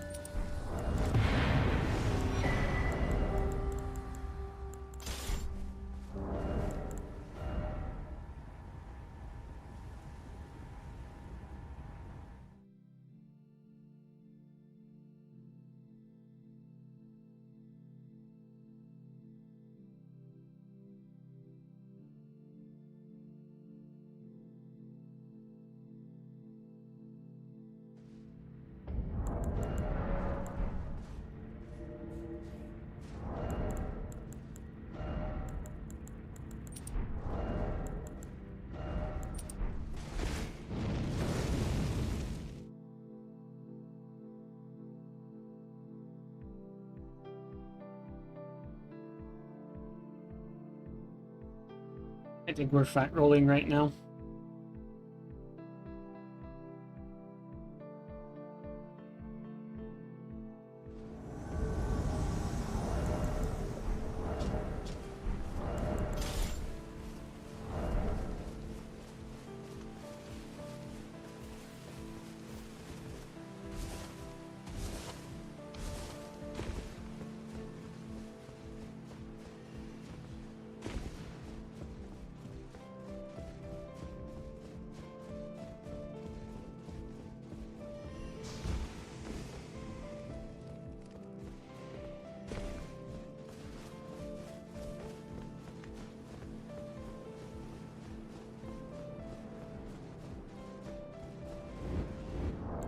Alright, 3 of them.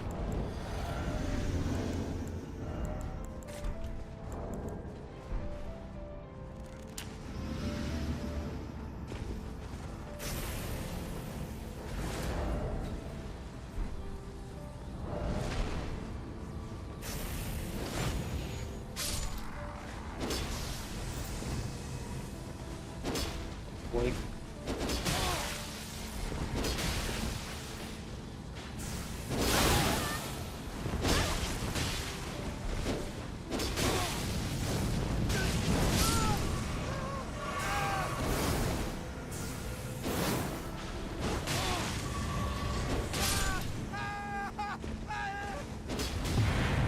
Ethan Prada.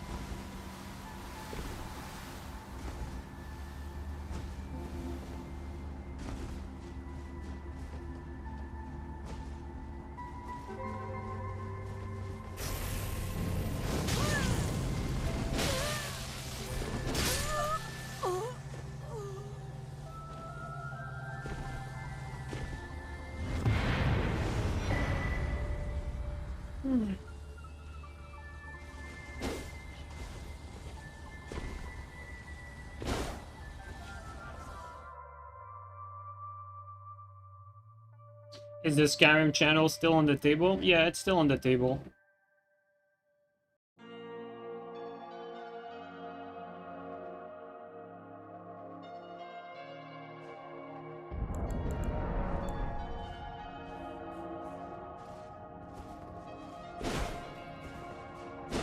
Honestly, Elden Ring PvP is not that bad compared to the absolute abomination that was Armored Core 6 PvP. Now you're speaking my language. Yeah, I agree with you. I think AC6 hurt me more than anyone else. Because I was primarily an Armored Core player before I was a Souls player. And I played Armored Core PvP for like over a year. Which is not something that a lot of players can say prior to Armored Core 6.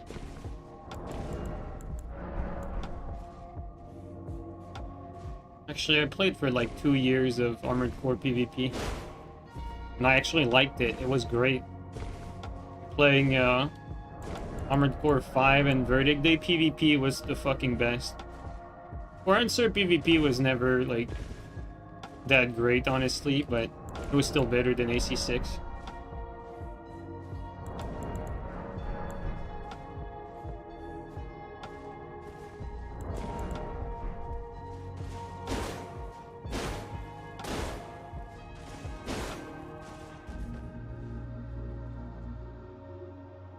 But AC6 PvP, they created the ultimate rock, paper, scissors game.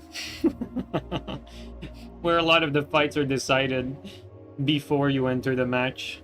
And, you know, you don't actually know what your opponent is going to have, so... It is what it is.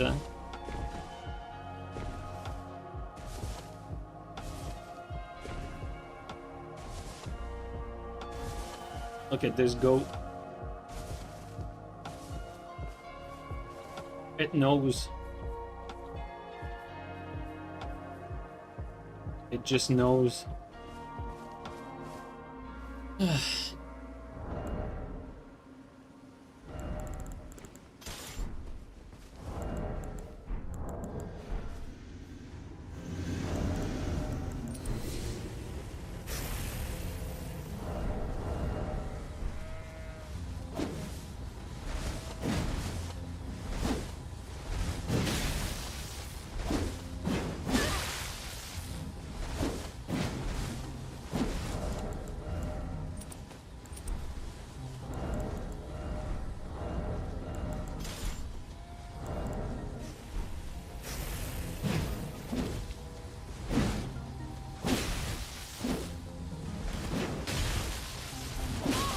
Nice, the double roller.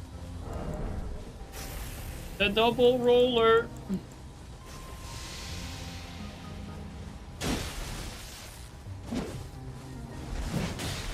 The double roll.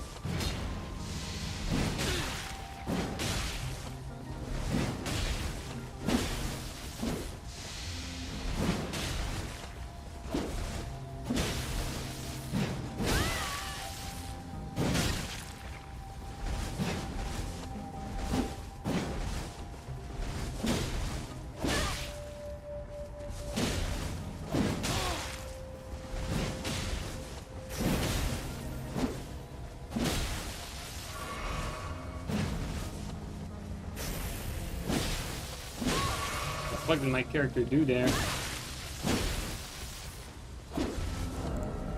Almost getting fluked by a terrible player.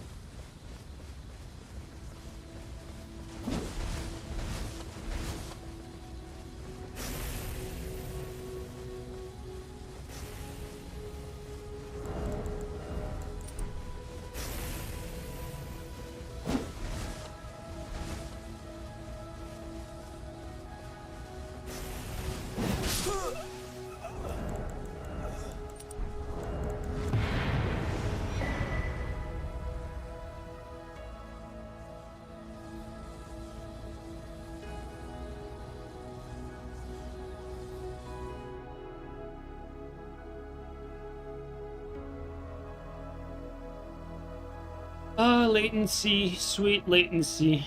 You make every fight so fucking well and great and amazing and such a positive experience.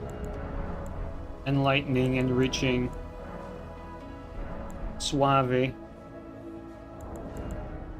So delicate and soft and beautiful.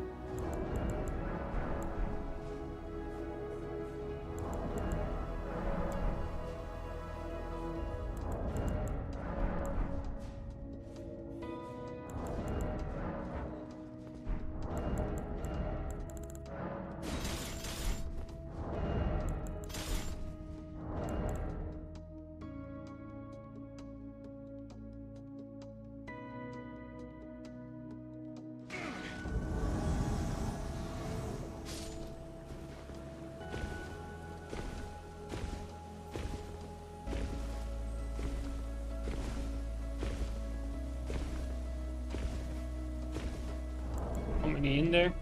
Or he's alone? I think we fought him earlier. I think that guy's latent. Yeah, but he has poison. Crazy? He is.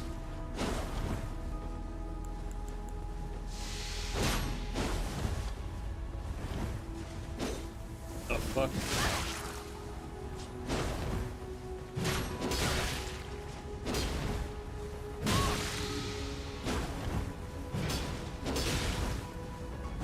Oh my god, bro. These players and their connections.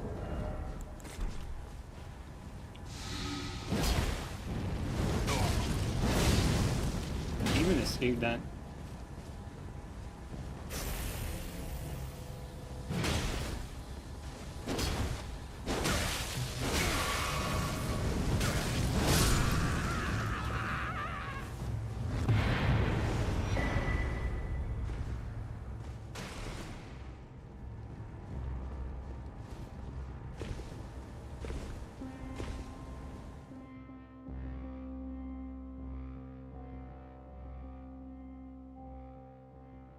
Alright, one last I'm getting off after that.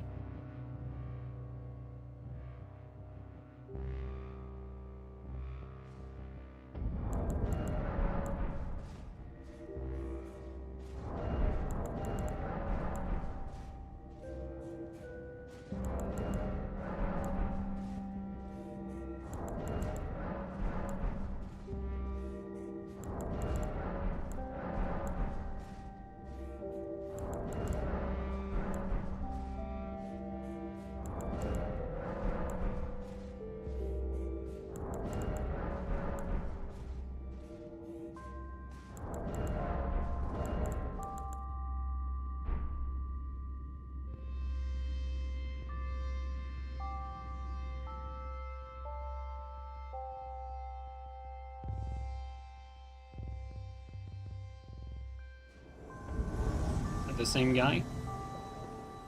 It is.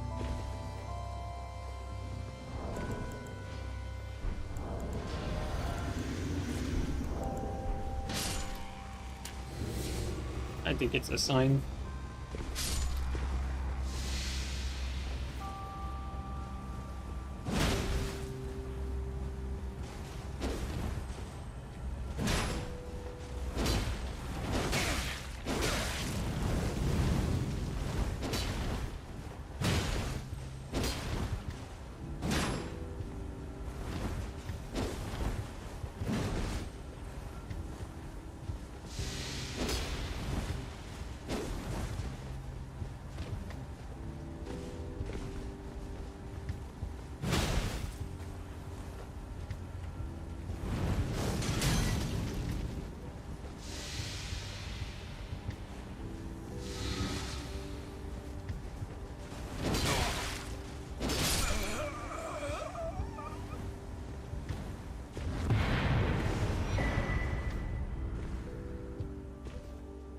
Alright, let's call it here. Hopefully next stream is a little better.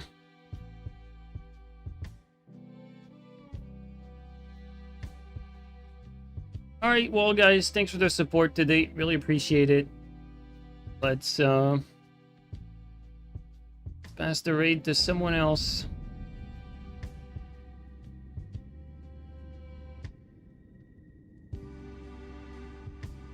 Let's pass it over to Alluvial.